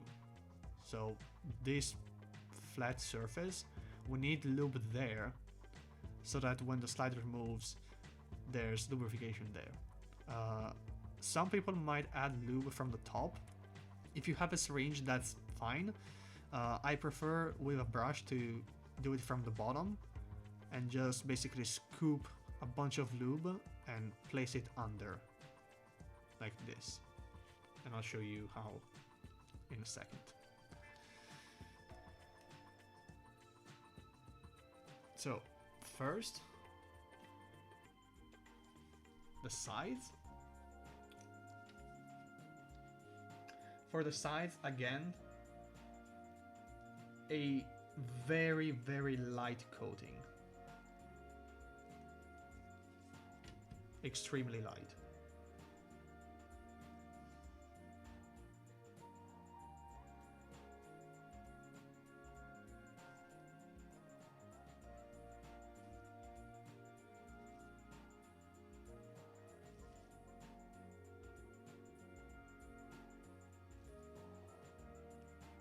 Places where the lube should not be, in any case whatsoever, is the bottom surfaces here, okay, and the top. The top because of the same thing that I told you before, and on the bottom because if there's lube, it might come into contact with the PCB, and then you'll have that like wetness noise, because either it will touch the dome or the PCB or both of them, and it will just create a unpleasant sound.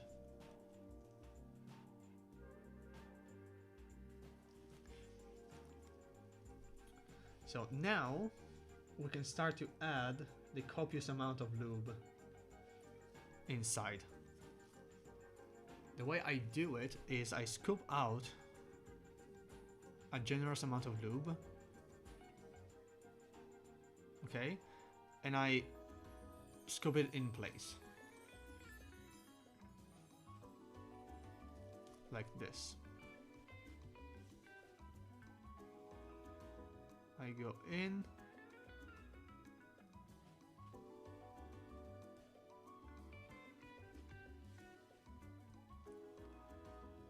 and you'll see on the other side there's now lube on that surface. Yeah, exactly, like that moist noise is very unpleasant and also causes issues.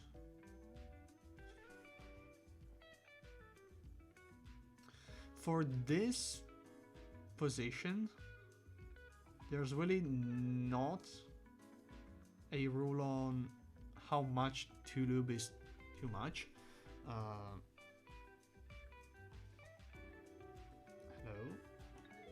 Okay. As long as the entire length. Come on, camera, you can do it. Okay. No. As long as the entire length of that slot is filled, then it's fine.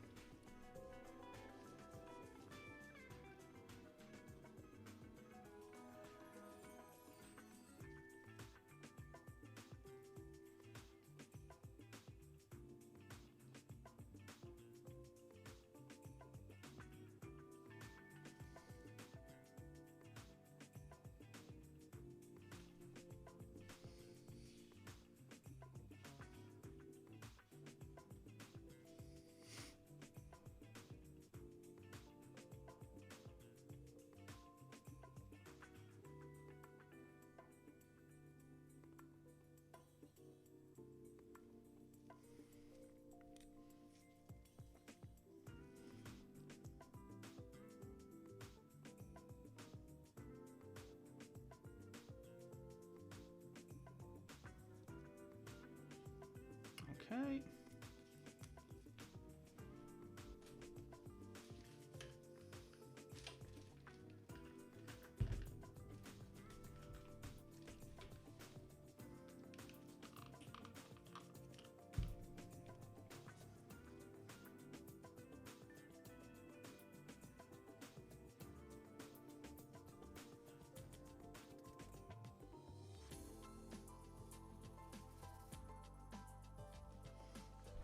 So now that we have filled with lube that section, we can gently drop the slider in place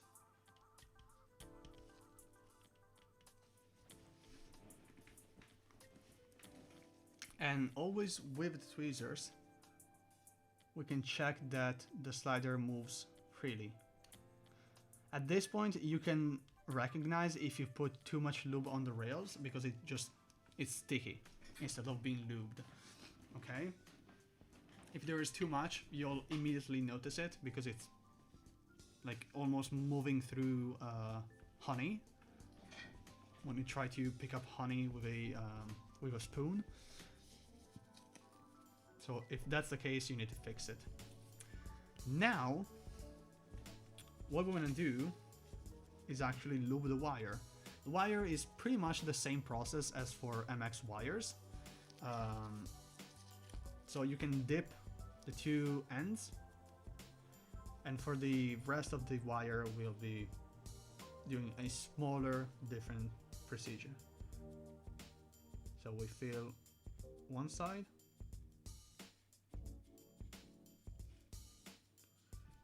then we fill the other,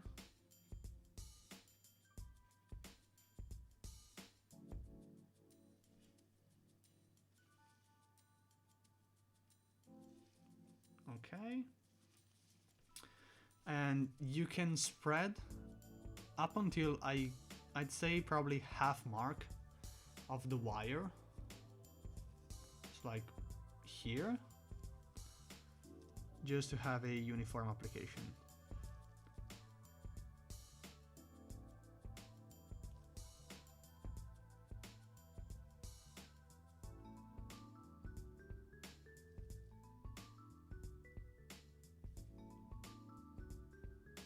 Okay, now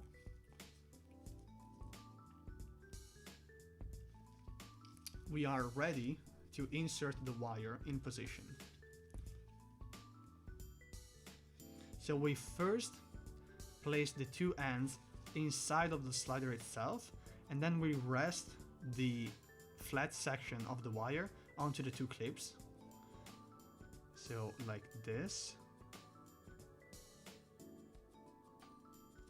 Okay, we move the wire in position. Usually what I do before clipping it is I actually put a slight amount of lube on the housing in the middle. So here, slight amount.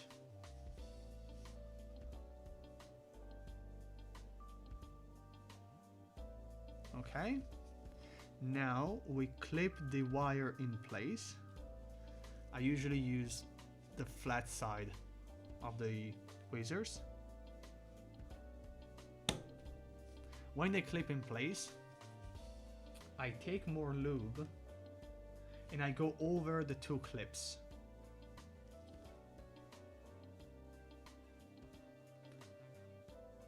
It is important in this specific case, compared to MX, to apply a lot of lube. Try to push it in, so you'll see that you can see the clip, lube, and then the housing. That means that the lube is pushed in, but you don't need to spread it all over the place, because then right here is where you have the dome, and you don't want lube in contact with the dome. So after this, we'll do a bit of cleanup, because it's important to avoid weird noises.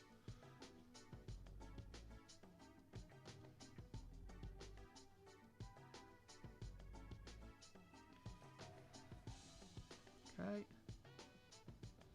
we spread a little bit, we push it down.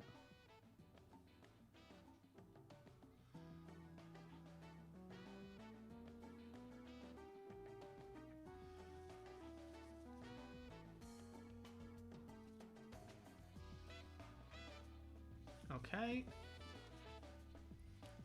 so now what I usually do is take a microfiber cloth, then alcohol, okay, and what I do is I go over so that the bottom surfaces are clean from lube. So the critical ones are the bottom of the slider and the two recessed sections on either side of the housing, because there is where the dome is. To make it easier, you can raise the plate to have your finger poke through the slider like this on the 1U and have everything leveled. And then you can just go over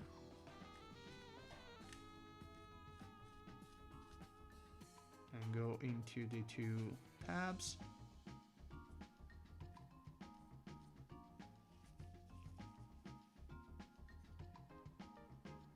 Okay. What this does is you clean all the critical surfaces on the bottom without removing any lube. So the lube is still in the same position as before, but you removed it from the critical positions. This is the way that I found being like easier to do and pretty consistent.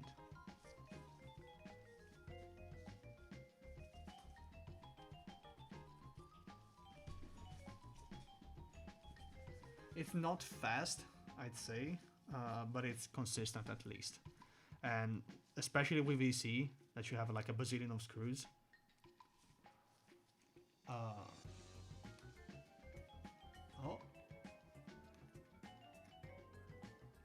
Yeah. With EC, like if you have issues, it's a pain to fix them because you need to take apart everything.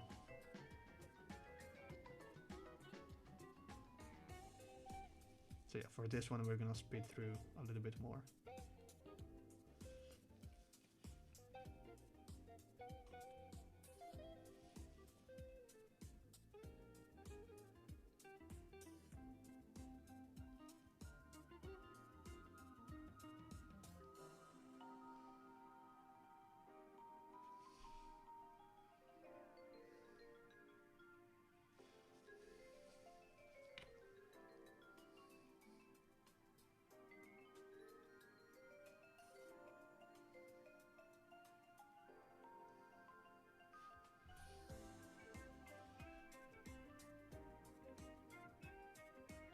With a syringe, this process would be super fast. That's one thing that we need to say.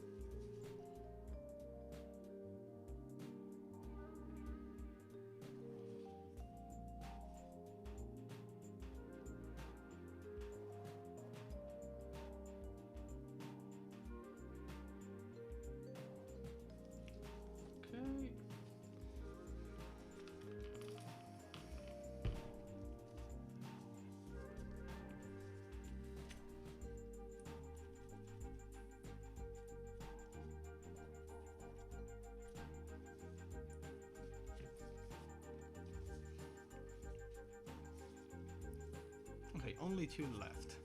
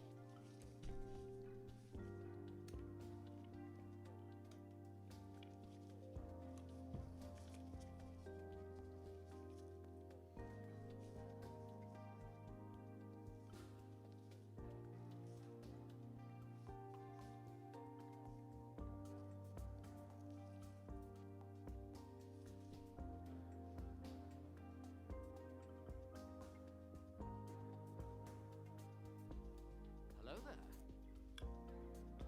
Thank you, Plastic Bits, for the follow.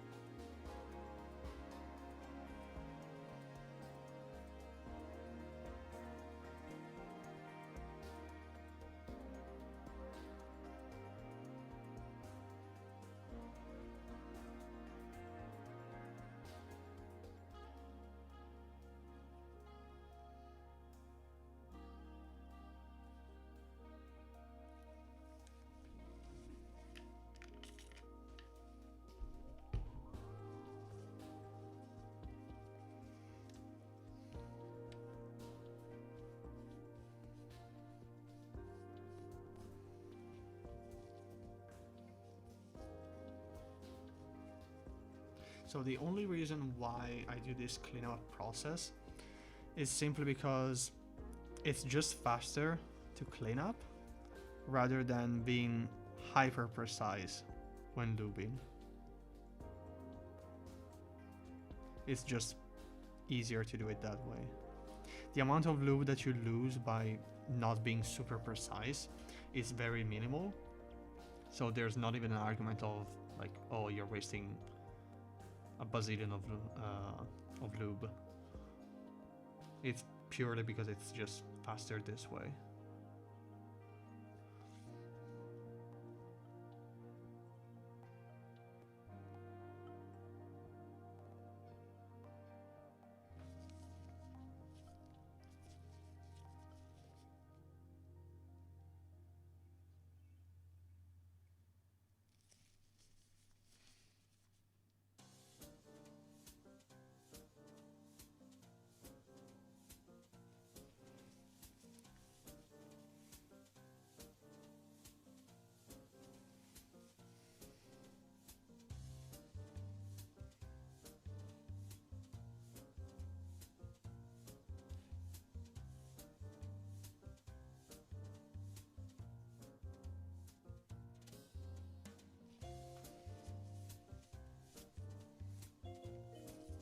Also, Gawk, if people really want a MX Lilium, why not?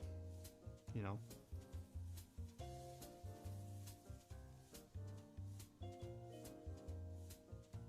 We are not opposed to it.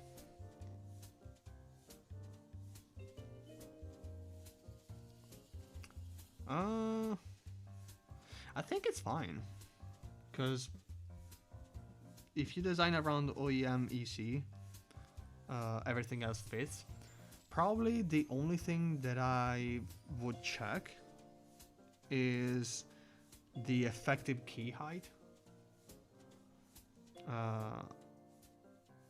Because they are slightly different. So it might be needed as some adjustment there. But that's the only thing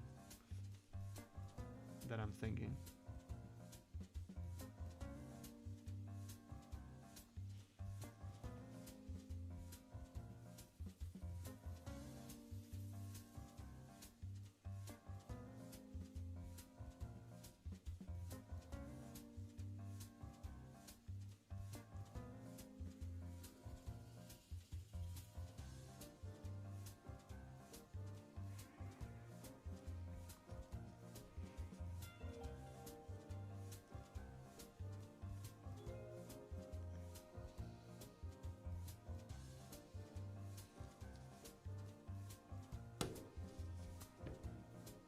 But yeah, it's totally doable.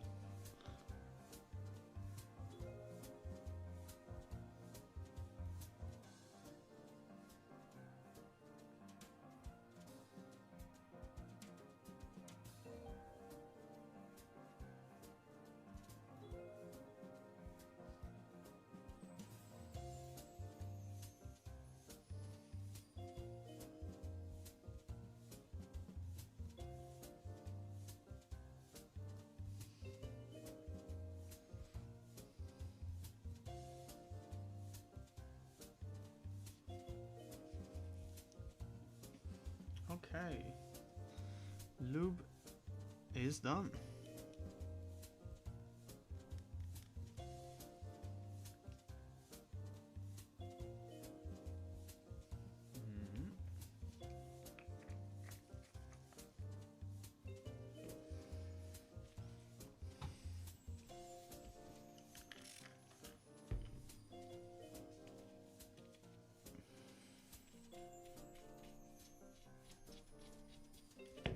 Okay, now we can start and place domes, springs, and then the PCB, and we are almost done. So I'll go wash my hands, and we will be right back.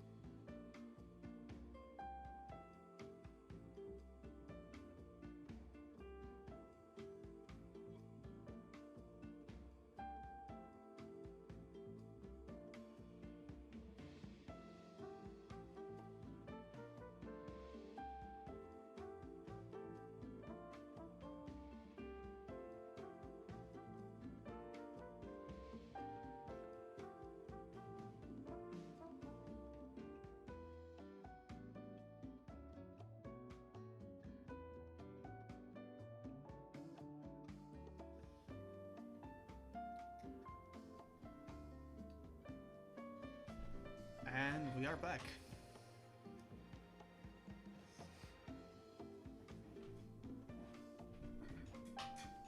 Okay. Now we need to raise the assembly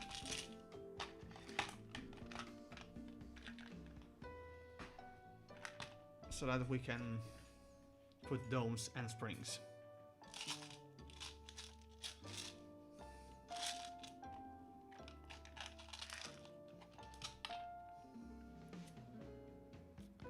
So we can place one here. I guess one right here.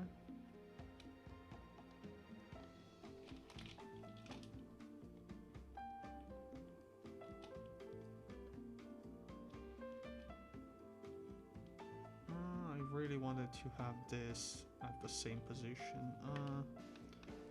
Let's do it this way.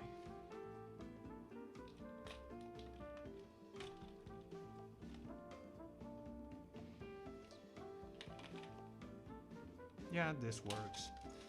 Nice. Like this. So it doesn't move. Did you get it aftermarket?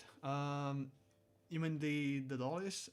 I was actually sent like a unit that was used as a prototype by KLC.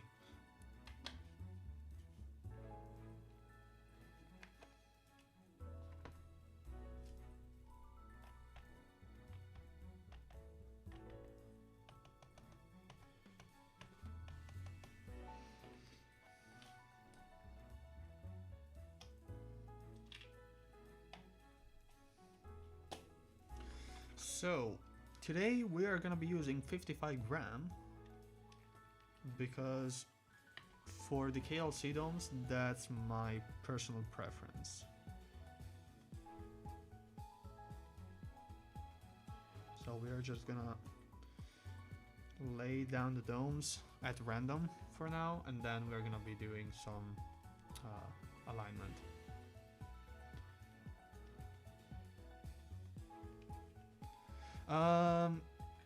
We could have used normal screws, but using the standoffs was just interesting, so we went the standoff way, the densest inserts.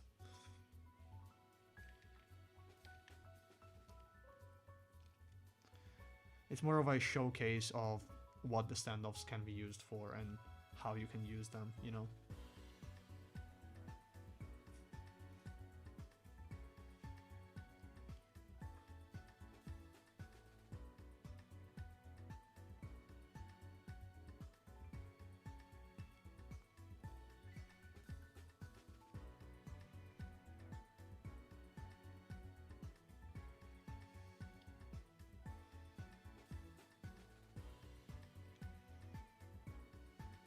You can use the standoffs with basically any plate, so it's not relegated only to softer materials or non-threadable ones.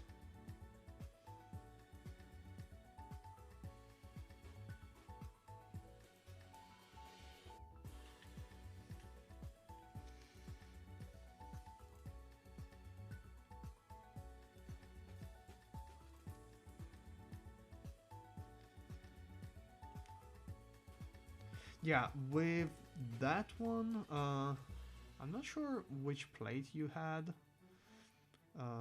but probably the standoff method was basically screws from the top of the plate, then you have the standoff, and that's how the standoff stayed in place.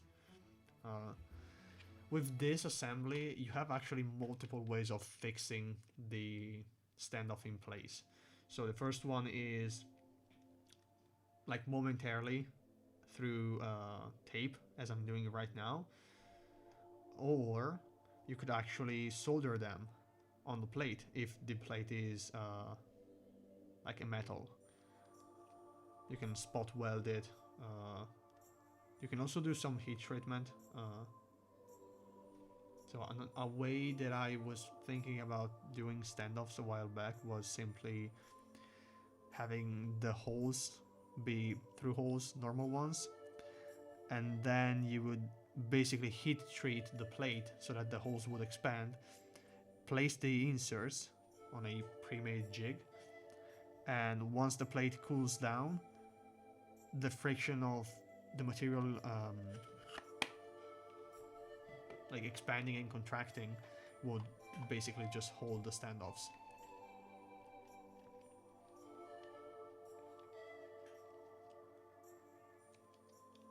Yeah, carbon fiber, yeah, it makes sense then.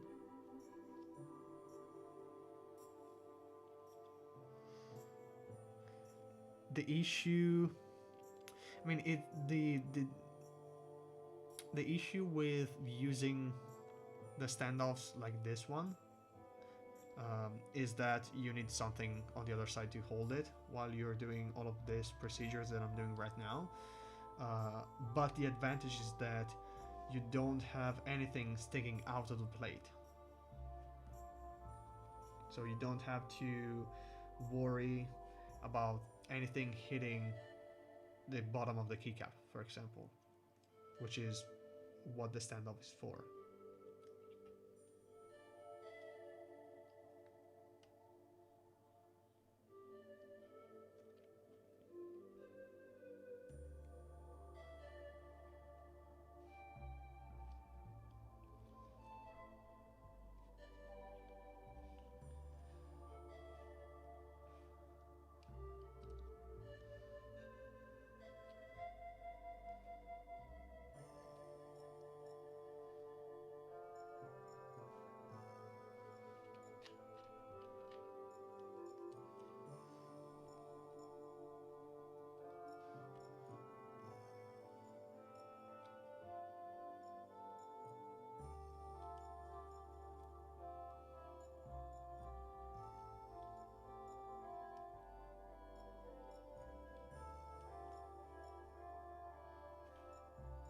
Okay, 1, 2, 3, 4, 5. 1, 2, 3, 4, and 5.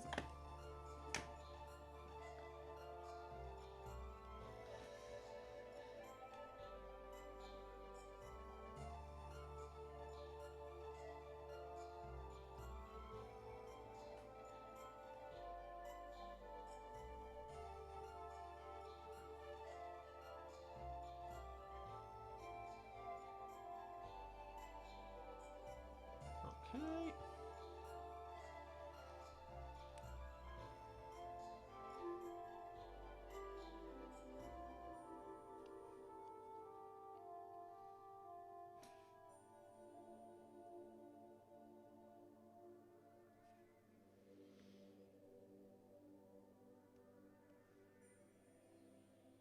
Okay. Now, for the springs, the idea here is to just place them, maybe squish them a little bit. They don't need to be 100% flat, because then we're gonna be using the plastic box that the springs come in to flatten everything. You can use the PCB, but the issue with the PCB is that because it has the solder mask on top of it, it might happen that the springs stick a little bit to the solder mask. At that point, you're just dragging the springs away.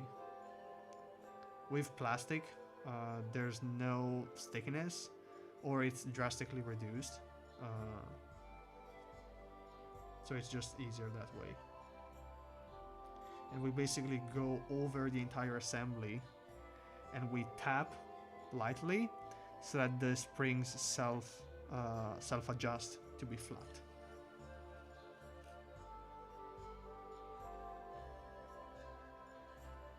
Also, because the box is transparent, you can immediately see if something is in the wrong space.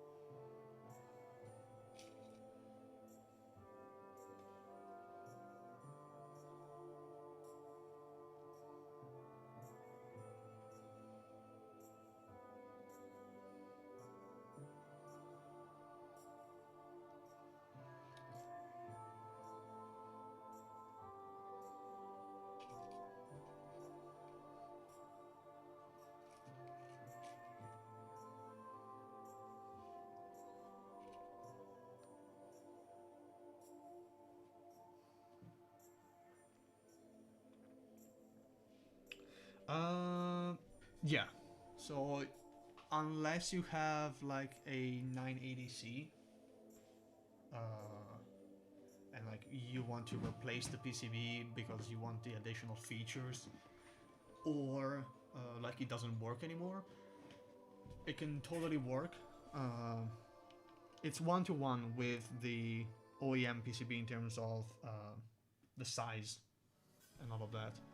So regarding the plate, you might probably be more in luck if you're using it in a heavy 9, simply because the way the aftermarket housings, the Norbauer ones and like other for the FC 660 and the 980 work, is they have screws that basically grab onto some openings in the plate. They don't necessarily require the bends that the OEM plate has to be like functional. So as long as the plate outline is roughly the same and it has the openings in the right places, you can totally make one without worrying about the bends. I actually have a plate maker in the works. I'll have to find a outline for the OEM plate, and that way you can just download the DXF and have it sent to Laser Boost or some other fabs. I already have that for the EC60X, for example. Okay, now we can start tap with the box on the springs, and we go over the entire board. And what we are doing, we are basically gently tapping, and this allows the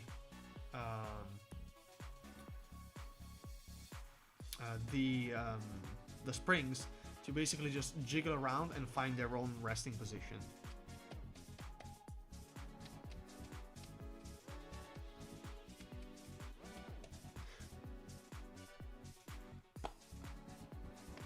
Would that only work for normal layouts? I.e. non-rotated footprints. What do you mean? You're talking about the plate, or... Because I didn't see when you sent the message, so... I couldn't connect the dots. The plate maker. No, it's automated. In every single way. So, the issue with the previous PCBs was that the screw positions were all over the place. But now, because I have full control on where the screw positions are and all of that, when you select the layout options, the plate maker generates for you a DXF with the layout openings oriented into the correct position, and the screw holes in the correct placement. But of course, in order to do that, there's a plate maker for each PCB. Let me show you.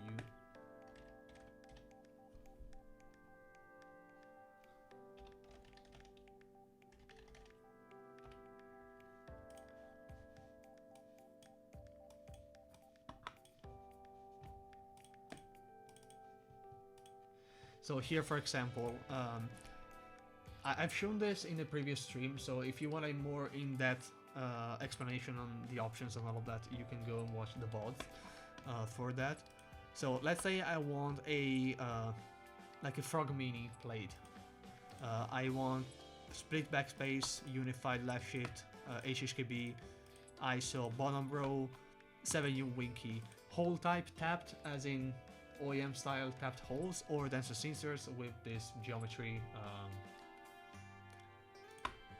You click download, it will generate a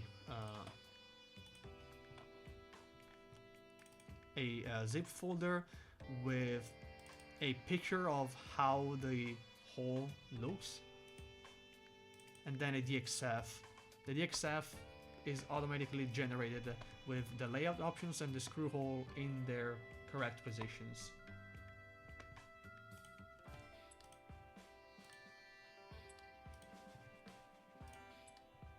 I have that. I have my own fork of the plate maker, But again, the issue with that is that like you only have the openings for the housings. They are rotated in the correct positions and all of that, so all the good stuff. But you don't have the screw positions. So like in between housings and all that. The only screw positions that you have are the 2U ones. That's because those are fixed in a way. But that's the extent of that plate maker.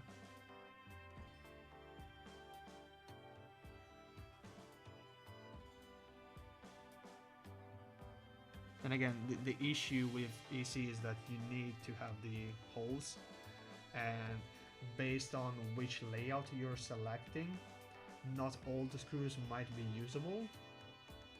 So that's why I've decided to make a plate generator for each of my PCBs. First of all, because I have control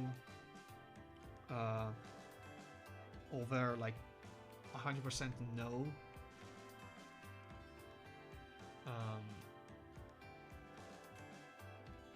The editor key positions don't exactly match the actual footprint.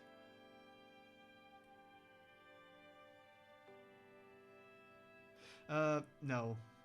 Because again, you have all the layout options. Like every single possible combination, it's pre-made. So if you want, for example, JIS, bottom row on a Frog Mini, you can do it. The way the plate maker works on a very basic level is you have base configurations, so only the opening for ANSI, only the opening for ISO, and the way it works, the plate maker generates all the possible permutations, and based on the drop-down items that you select, it points to a specific one.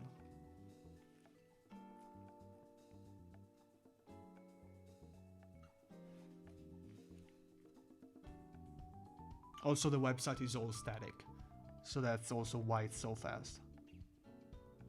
Because it just downloads directly from the repo.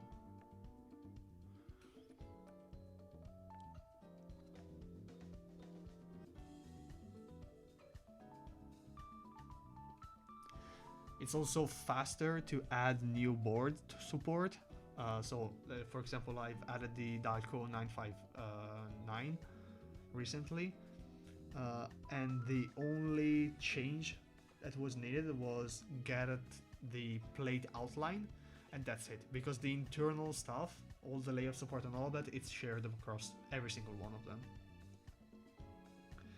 There are some issues, so for example, if the plate has weird cuts and all of that, it might happen that, for example, in the bottom row, the 2U hole is outside of the plate, and at that point just not use it.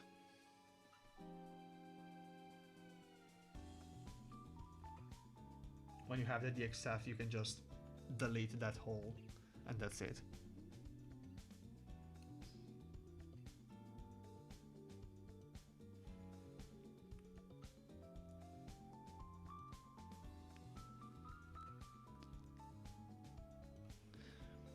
Okay, I think we are all aligned.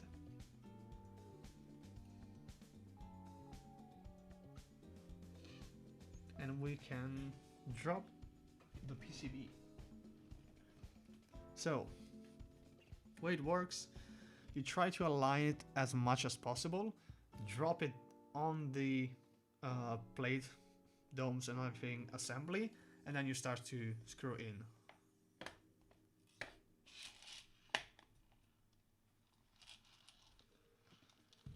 So let me prepare already the bits for the screws.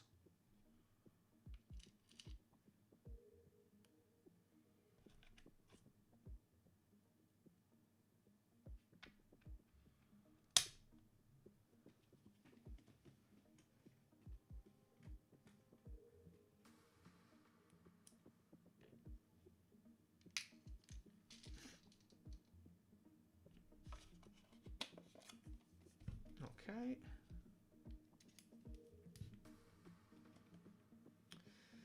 So sorry for my big head, but I need to check the alignment.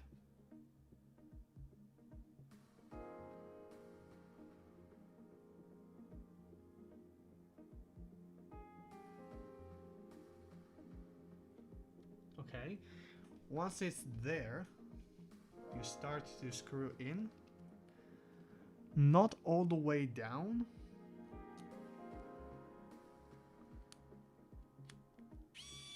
but just to start to get the screw to bite.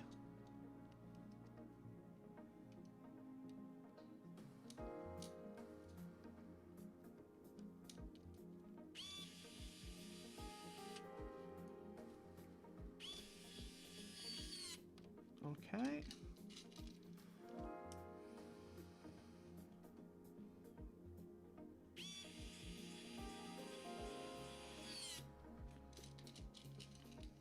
And we go on for the rest of the board.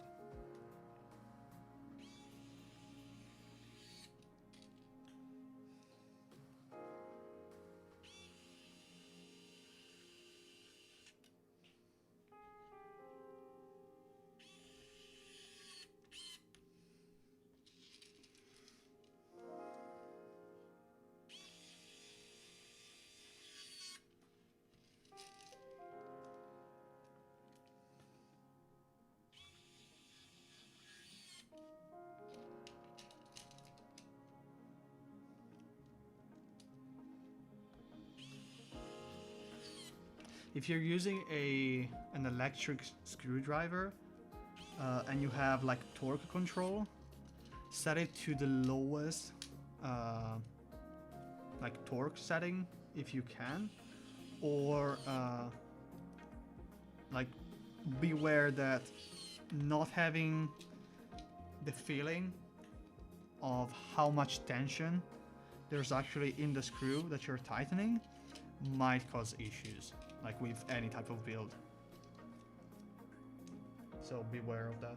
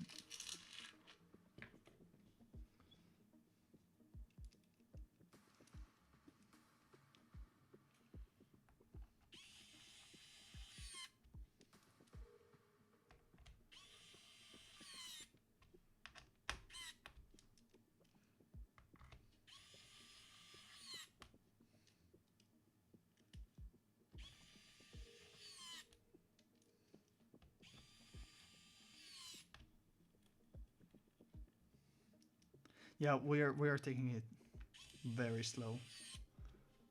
You didn't miss it.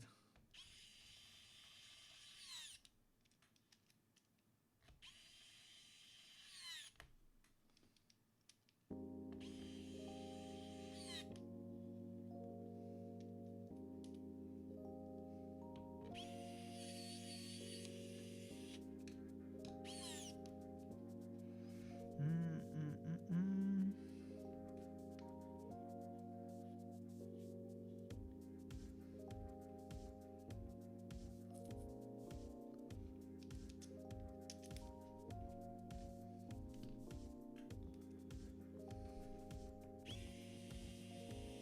Yeah, he said something in chat a while back. No worries.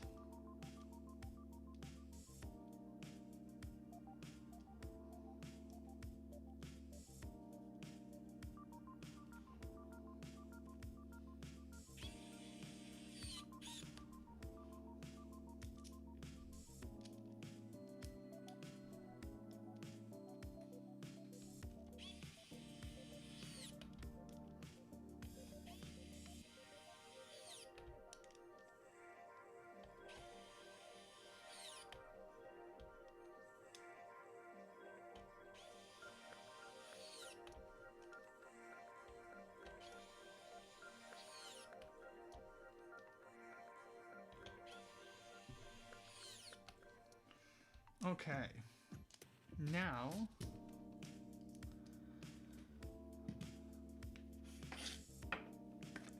what I usually do is go by hand and check if it is tighten it to my liking.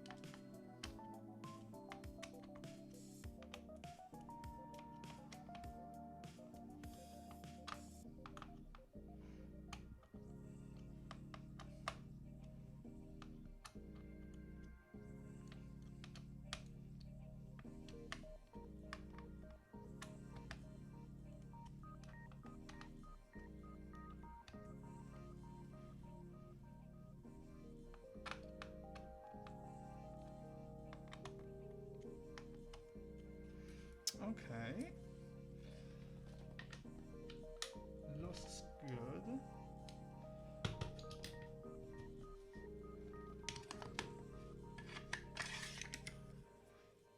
So now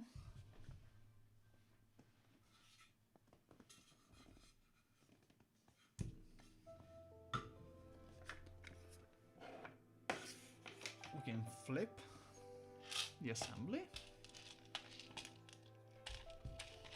Before we take out the tape, we just quickly check if there's any obvious issue with any of the key.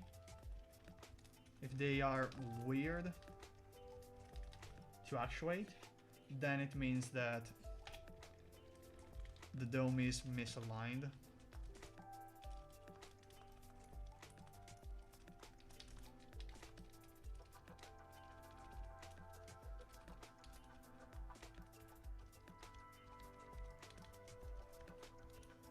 And it's also a good time to test the sliders. So let's mute the music. No rattle. Perfect.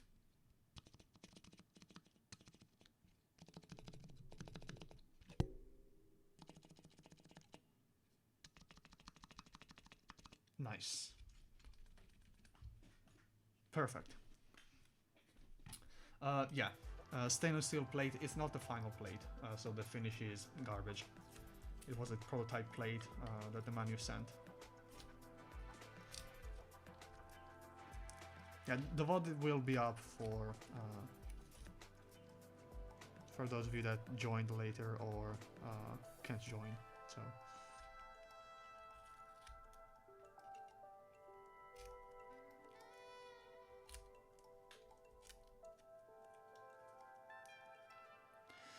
So the standoffs are not keyed, they don't lock onto the plate. They are simple circles. So because the hole is a through hole on the plate, if you insert the standoff, it's not really a standoff, but we're gonna call it a standoff for the sake of it, and you flip it, it will just fall off. In the case it doesn't fall off because of tolerances and all of that, when you insert the screw that we just did and you start to tighten it, if there's not enough friction, it will just spin. It's like trying to spin a screw, a bolt and a screw. They will just spin forever unless there's friction that starts the biting. No, in this case the plate is not threaded. It uses the densest standoffs.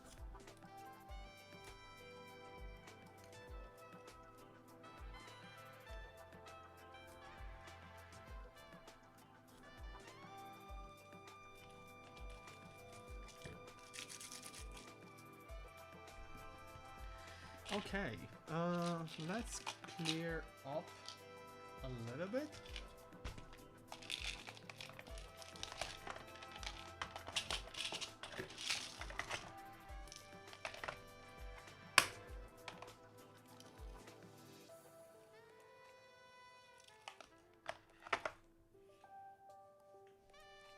Yeah, in this case, the standoff is not it's not the standoff that usually people are used to with EC. You don't have a screw on the top, a screw on the bottom. This is a keyed, a non-keyed standoff. So, not sure if you've seen the in the beginning where I showed it off. So you have the screw and the standoff, quote unquote. The standoff has a profile head, and the plate is stepped, so it has a step. So the way it works is you insert this. Let's say my hand is the plate. You have a hole. You insert it this way, and the standoff itself inside of it is threaded. So that's how you have a thread. This allows you to use anything, basically. The advantage of this over something like the two screws method is that usually people use the two screw method because they want different materials other than metal or a like softer metal. But the issue there is that then you need to keep into account that the screw head sticks out of the plate. With this, the standoff is pretty much flush. You see?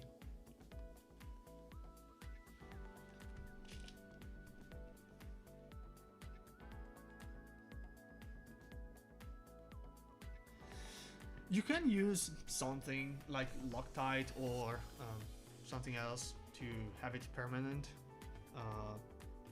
or you can just use tape. Because again, the tape is just to avoid it from falling and have a little bit of friction when you start to screw in. That's it. That's all it is.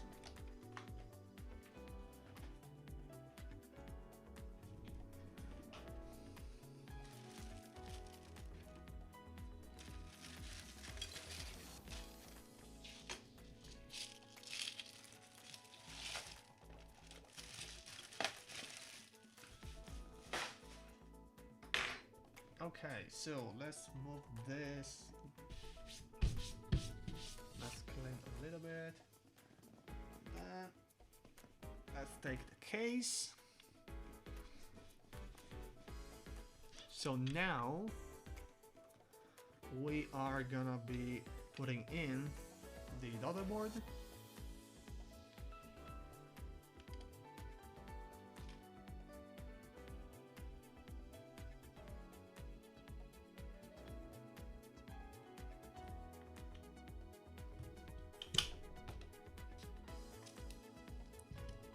JST.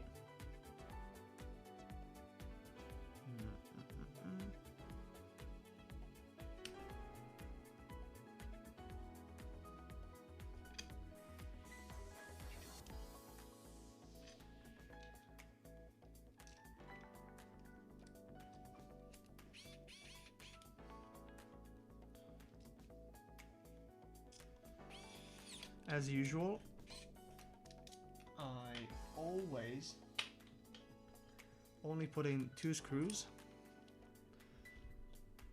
have some friction, and then check if the USB port is correctly centered. If it is, I secure it and go for the other screws.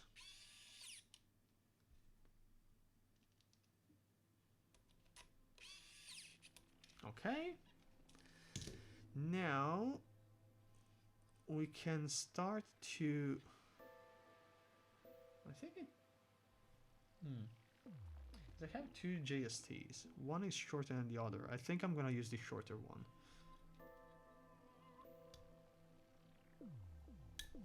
Yeah.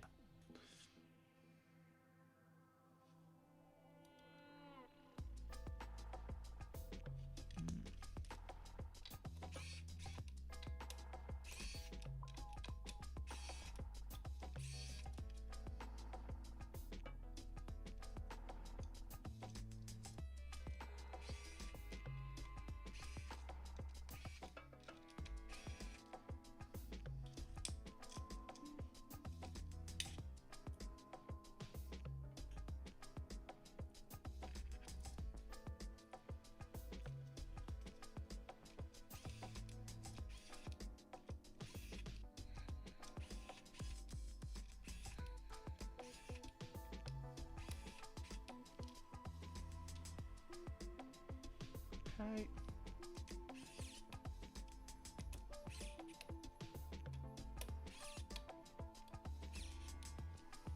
Nice. So let's give the JST just a little bit of a bend so that it follows the channel.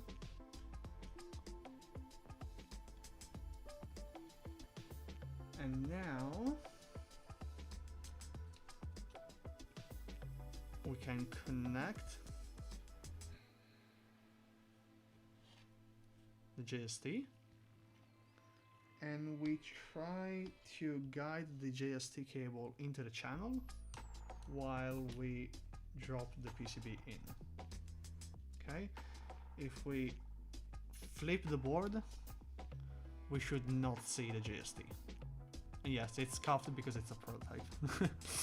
The window is all scuffed up. But yeah.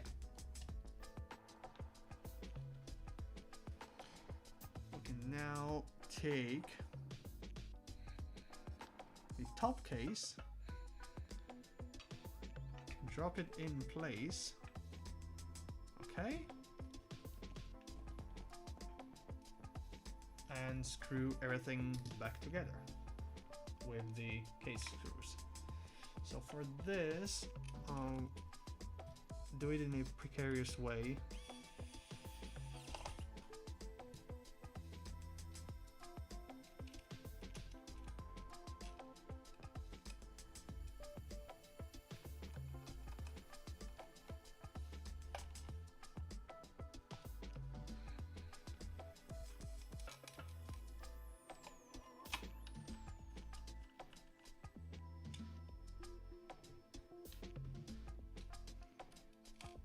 Okay.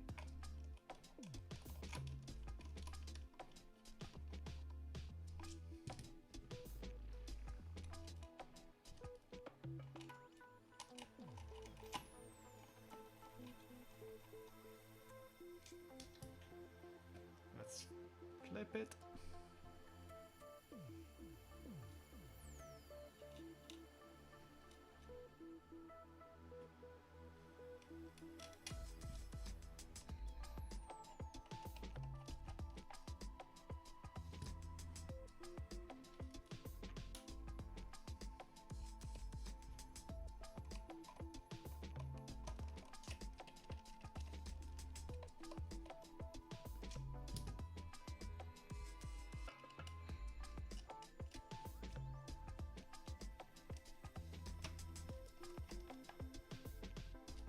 Okay.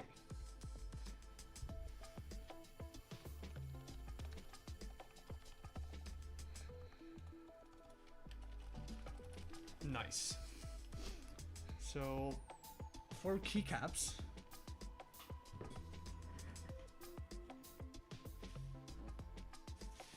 I have here a MT3 set because MT3 is my favorite keycap profile.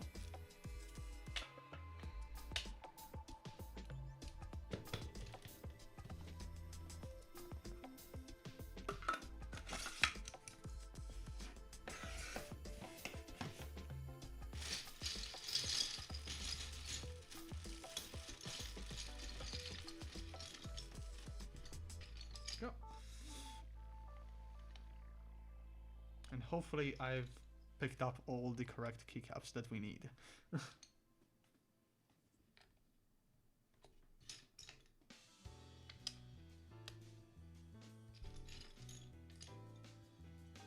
Yeah, I'll have a plate generator for this. Not that the layout options are that big, so you have split and a different bottom row configuration here. But yeah, I'll have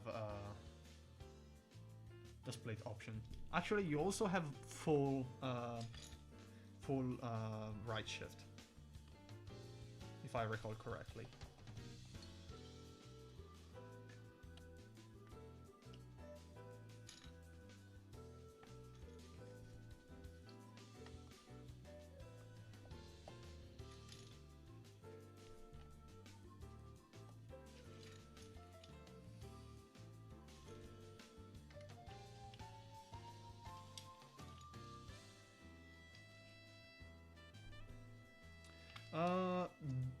think the plan, I'll have to check though, is to have this layout option that I'm building with as the default one.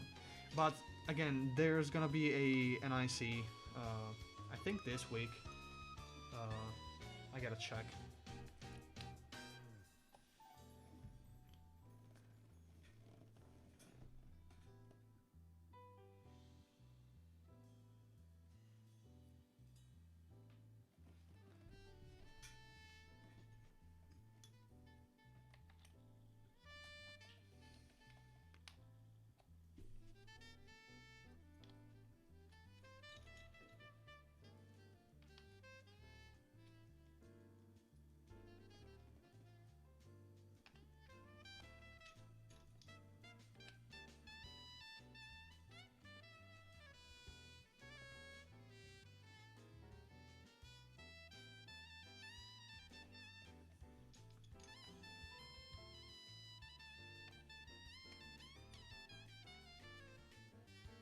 HJ 4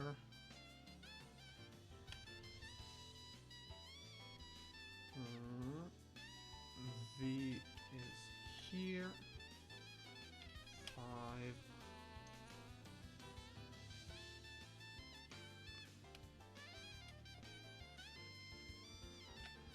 set, and there's minus here. We have a doo-doo key for that one, escape, that is not escape, tab key, that is not tab key because I don't actually have a tab key.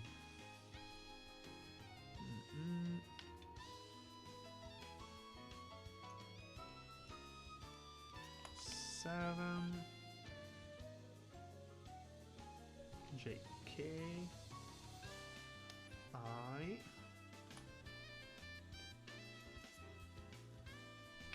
1 else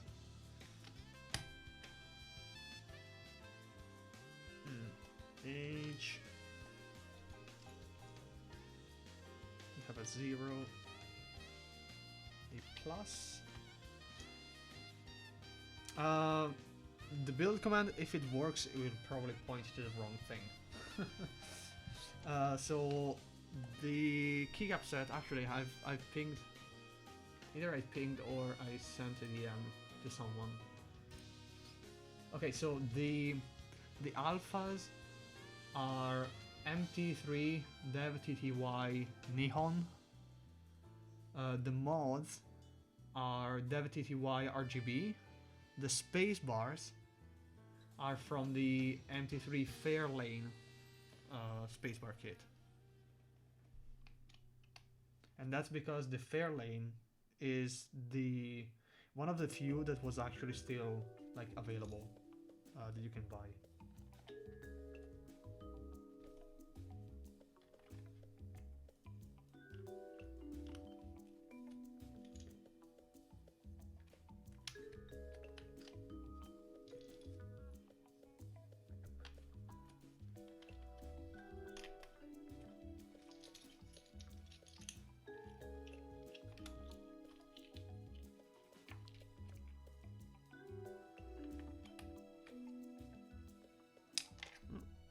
G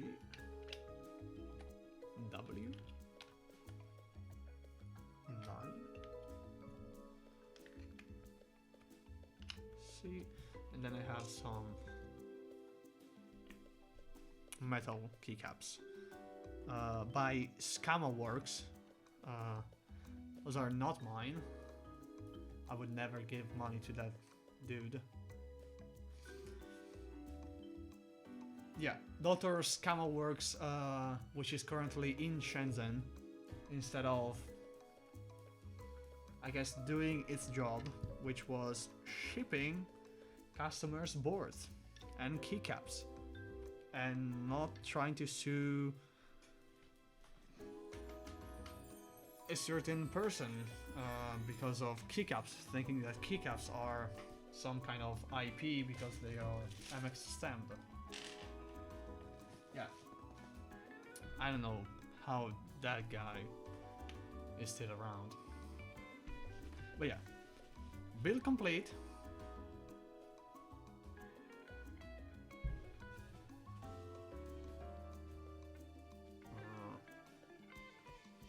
Hello? Hello?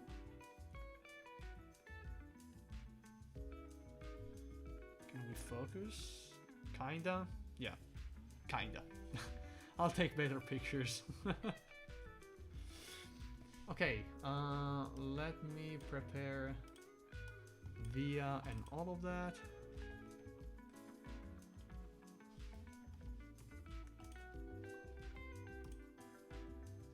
There we go.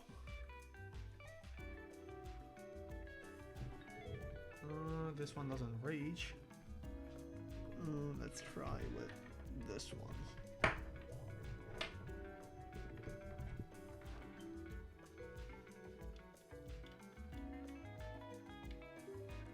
Okay. So, I'm not sure if you can see it. Let me turn off the light. So, there's the num lock LED, then there's scroll lock, and then caps lock. The LEDs are not soldered. On the PCB. They are 3mm LED through hole. Same deal as the MX run. I have a guide on how to solder them.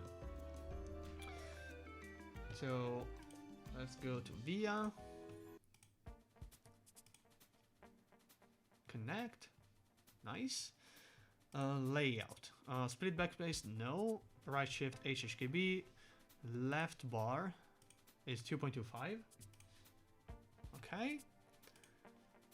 Now we can go in the calibration and do the usual stuff.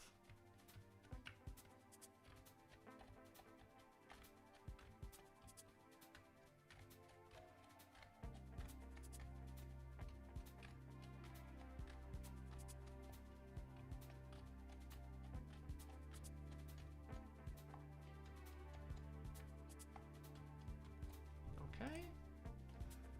Let's test it. Windows moment.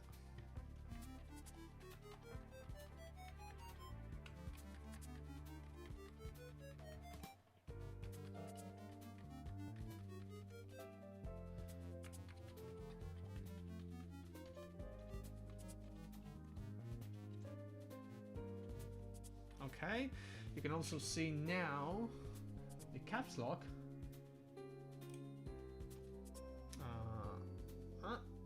The caps lock LED, I've chosen to use a blue one.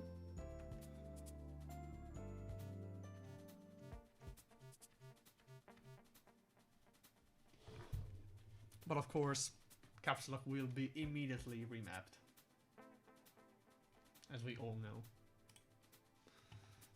It will be remapped to the only correct key that should be there, aka left control. And then for layouts,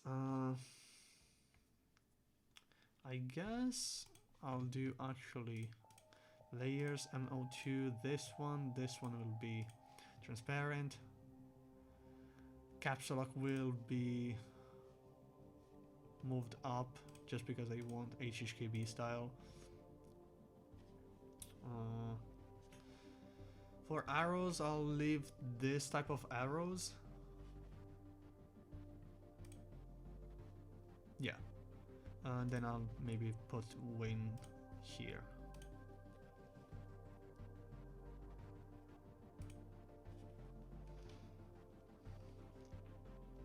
Yeah, I usually use the arrow like HHKB style, so like instead of play here.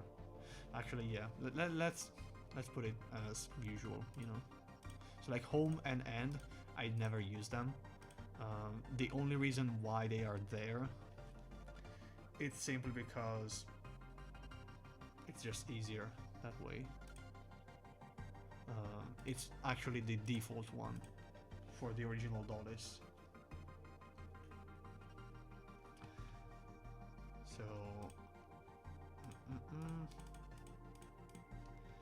Okay, so in this case, I mean, page up and page down and print screen are all over there.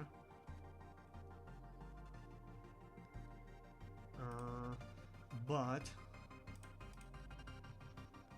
where's print? I actually use the FNI combination quite a bit.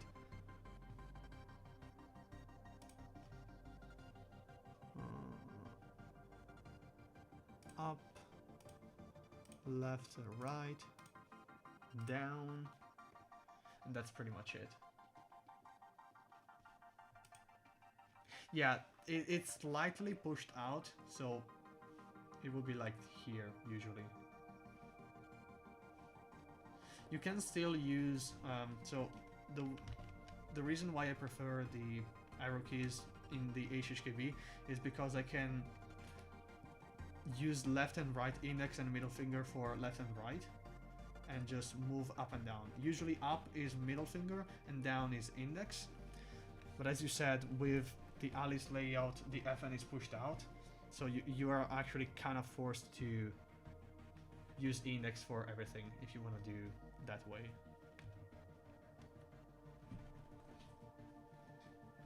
Spacebar, actually, like this one, I'm gonna remap it to spacebar too. Like left wing doesn't make sense for me. Where is spacebar? Space. Because I don't use this. Like, usually when I type, I could use it as an FN key, but I just prefer to have it as a spacebar.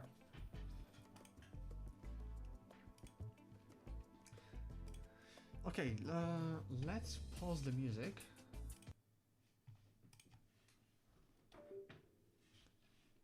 And see if I can...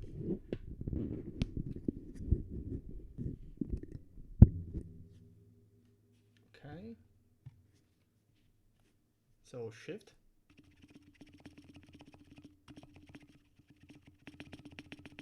Okay, spacebar.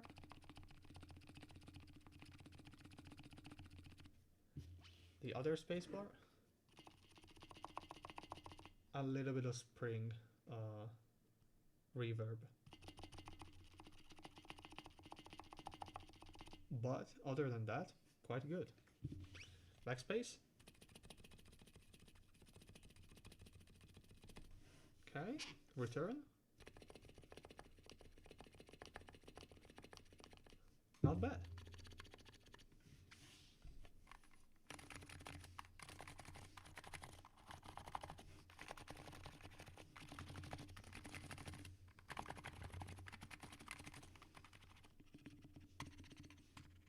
Not bad, I gotta say.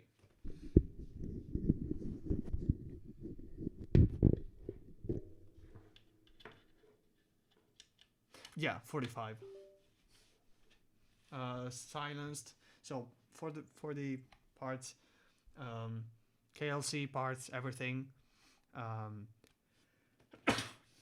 Sorry. 0.5 thock rings.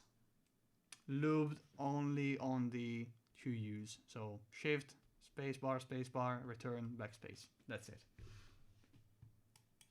That's the only place where I've put stuff.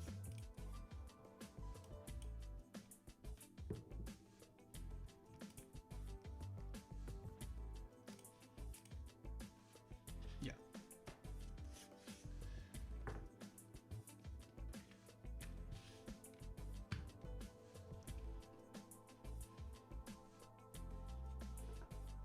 I'm pretty satisfied with the build. I need to fix the reverb on one of the space bars, but that's pretty much it.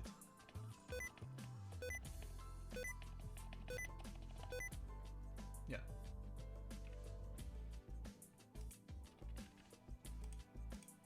That's pretty much it. Apart from that, very happy with the result.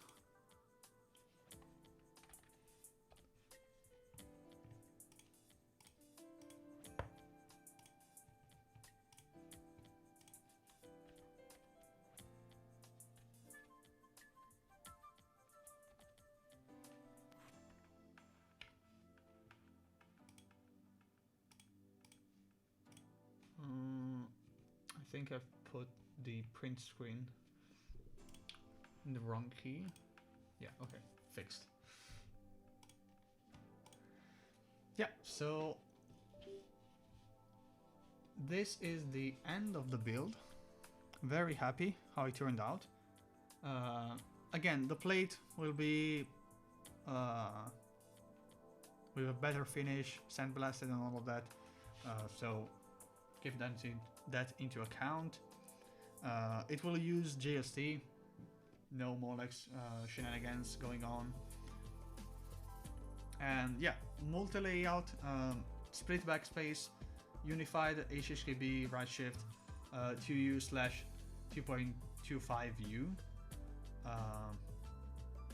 Yeah, so for pricing and all of that, I'm not sure yet, because the plan is to actually do an IC this week.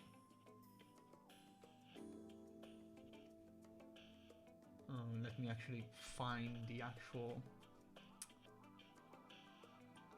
info.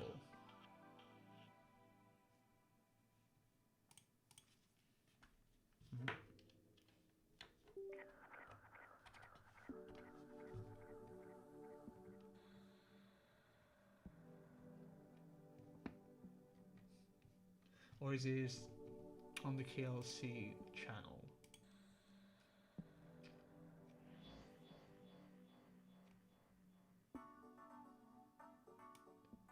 Yeah, there's gonna be an IC anyway. I'll announce it on my server, and of course Kevin is gonna post about it in the KLC server, of course. So the idea now is to have an IC just to get the interest of possible buyers. I think, though, that if the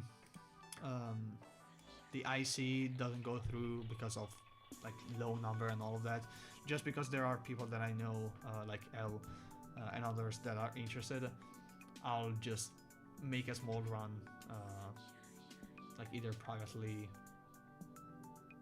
That way people can have it anyway. Probably at that point I'll just make a poll asking for layout options for the plates so that I can only order one plate option. If there are too many fragmentation, I'll just either propose to have the batches separate of plates, knowing of course that the price will start to increase. But yeah. So I guess that's pretty much it for today. Again, if you want some of the EC PCBs,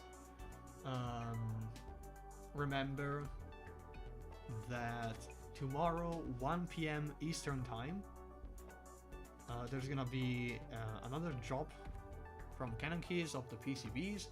We finally have also the EC980C if you wanna have your FC980C powered by one of my PCBs.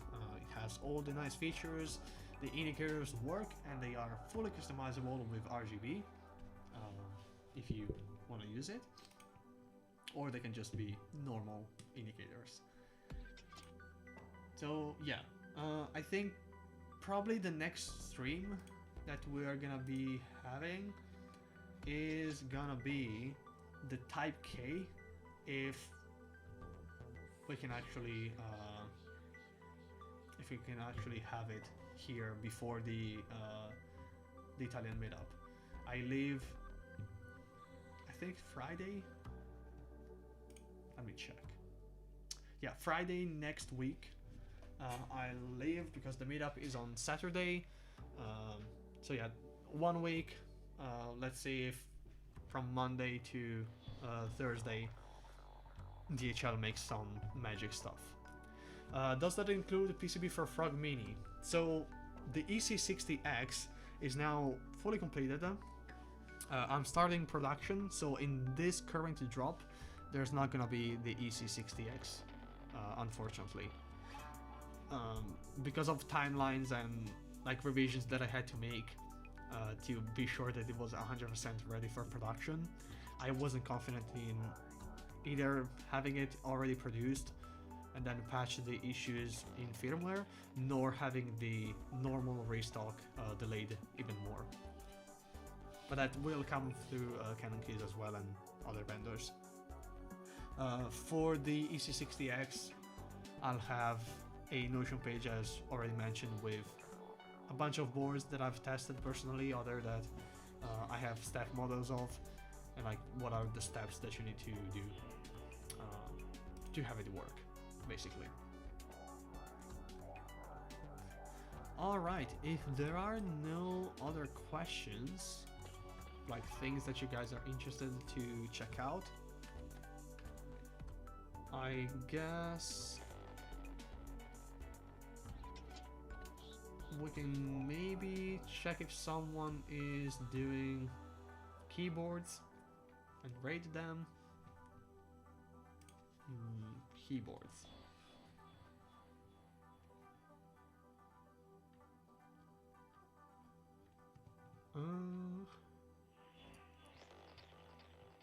Alex. Nice. Let's rate Alex. Oh.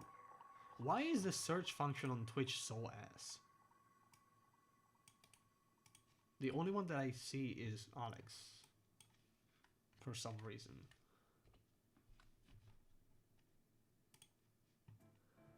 What is today's build? Oh, nice. A James board. Of course we're gonna be rating. Of course.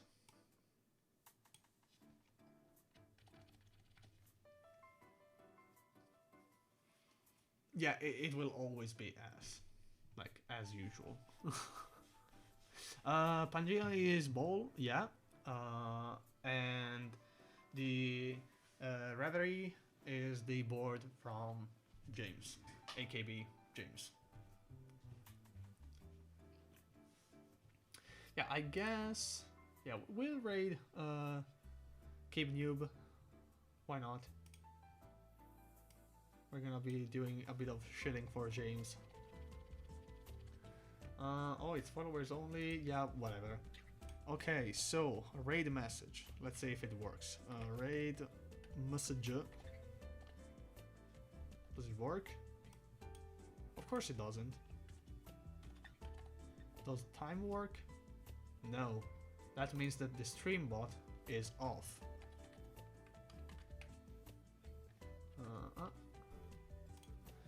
Let's see.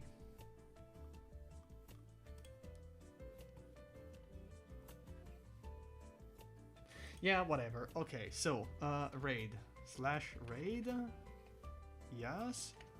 Okay. And let's copy already the stream, the raid message, just because. Okay. Thank you everyone. Raid message in chat. Thank you everyone who joined. If there's gonna be the Type K stream this week, I'll ping everyone as usual. If not, I guess we'll see you another time. Thank you everyone who joined. Please, when the IC for the Dolice EC goes live, check it out. Put you're interested in. If you want to purchase one. And yeah, again, thank you everyone who joined and have a good one. Bye.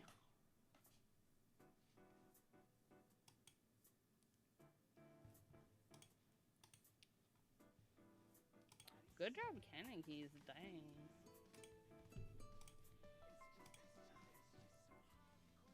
Hey, Stipulate KB. Thanks for the raid. Oh my gosh. Hello. Thank you for the follow. Thank you for the follow, Ugubi. How's it going?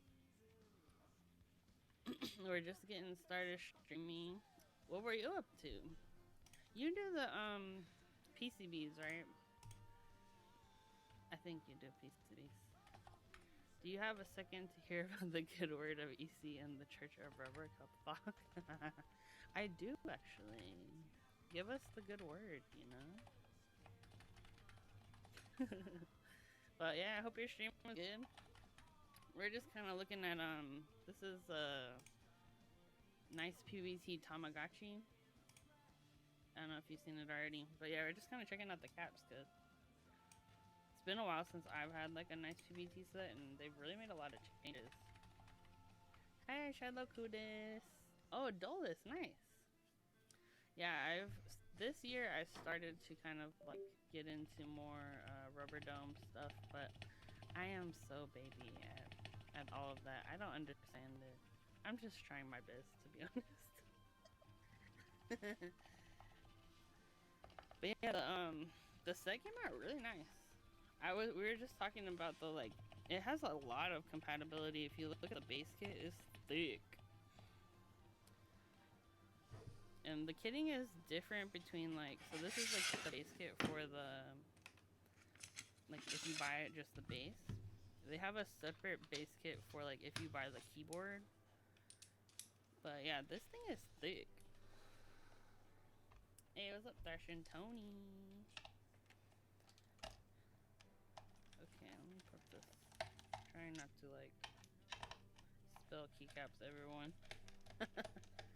All the friendos are here on my baby stream. Let's go. So yeah, I'm not too sure if this will match really with this board, but I just wanted to show everybody today. They sent me some nice keycaps.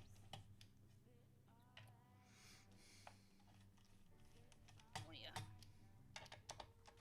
Here we go. Okay. So yeah, we're gonna get into the reverie. Let's all read the landing page together first because I thought some of the language they use advertised was kind of funny. Hey, thank you for the follow, Nixternal.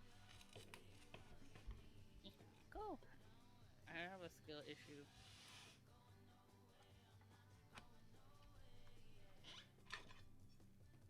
Ugh, there we go. Oh my gosh. Skill issues are my middle name.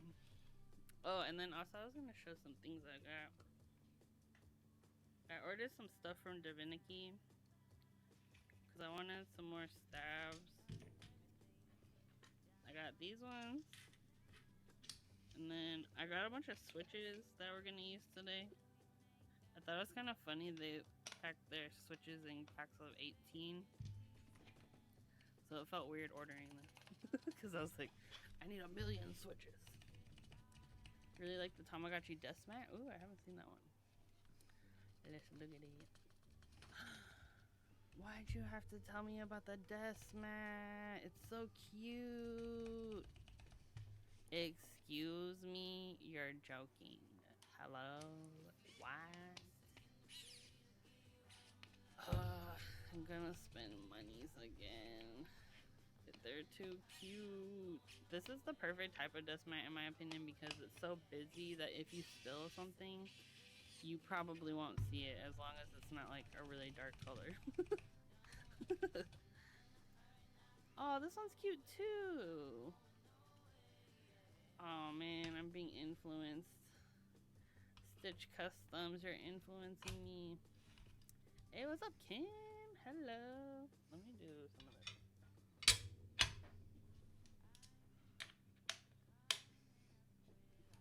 It's okay, I forgive you. Strike one. That's what you thought as well. Yeah, it's so cute. Yeah, I love desk mats like this just because like I am notorious for spilling like water and like juice and stuff on my desk. They're so cute. Oh my god, look at that. I just want to be a Tamagotchi. Like I want to sit in this pool on the tree specifically. Could you imagine? Like some of you already know my goal for this year is to just float. Floating in space is my goal. So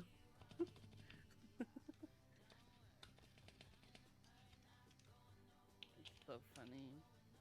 Oh, it's so cute. Yeah, I'm definitely gonna have to get one of those. Alright. But yeah, so they send keycaps in packs of 18. And I was like, okay, whatever. And then I realized they don't label the Switch itself. So I was like, what if I bought like a bunch of switches and they were all the same color. Like, how would I know which one is which? Because the other part is they sell these in lubed and unlubed variants, and I was like, I literally would have no idea. Until I open them, it's like, you can't really return it when it's open, so I don't know. These are my dilemmas. But it came with a cute sticker celebrating LA 28. Let's go. This is really cute, actually. I want merch with this. I want it on like a t-shirt. Who knows Divinity? Someone called Divinity.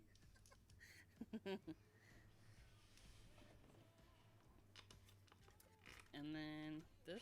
Oh, I ordered a new switch puller because my other one was like, it's the worst. Look how tiny it is, though. Okay, I thought this was deceptive. Okay, I'll get you the phone. Hold on. I got a new phone, actually. This is my new phone. She stares into your soul. So, yeah, I thought it was gonna be bigger, right? Okay, let's look at the product image because I was like, did I get scammed? Did I get scammed? Wait, where did I find this? Oh, did they take it off the website? Dude, conspiracy. It's all a conspiracy. Oh my gosh. Did I buy the last one? Let me see. Oh no, here it is. I just don't. Okay, this is the product page, right? I'm like, wow, this looks nice. Look how tiny it is. It's small. So like, I'll show you my existing one.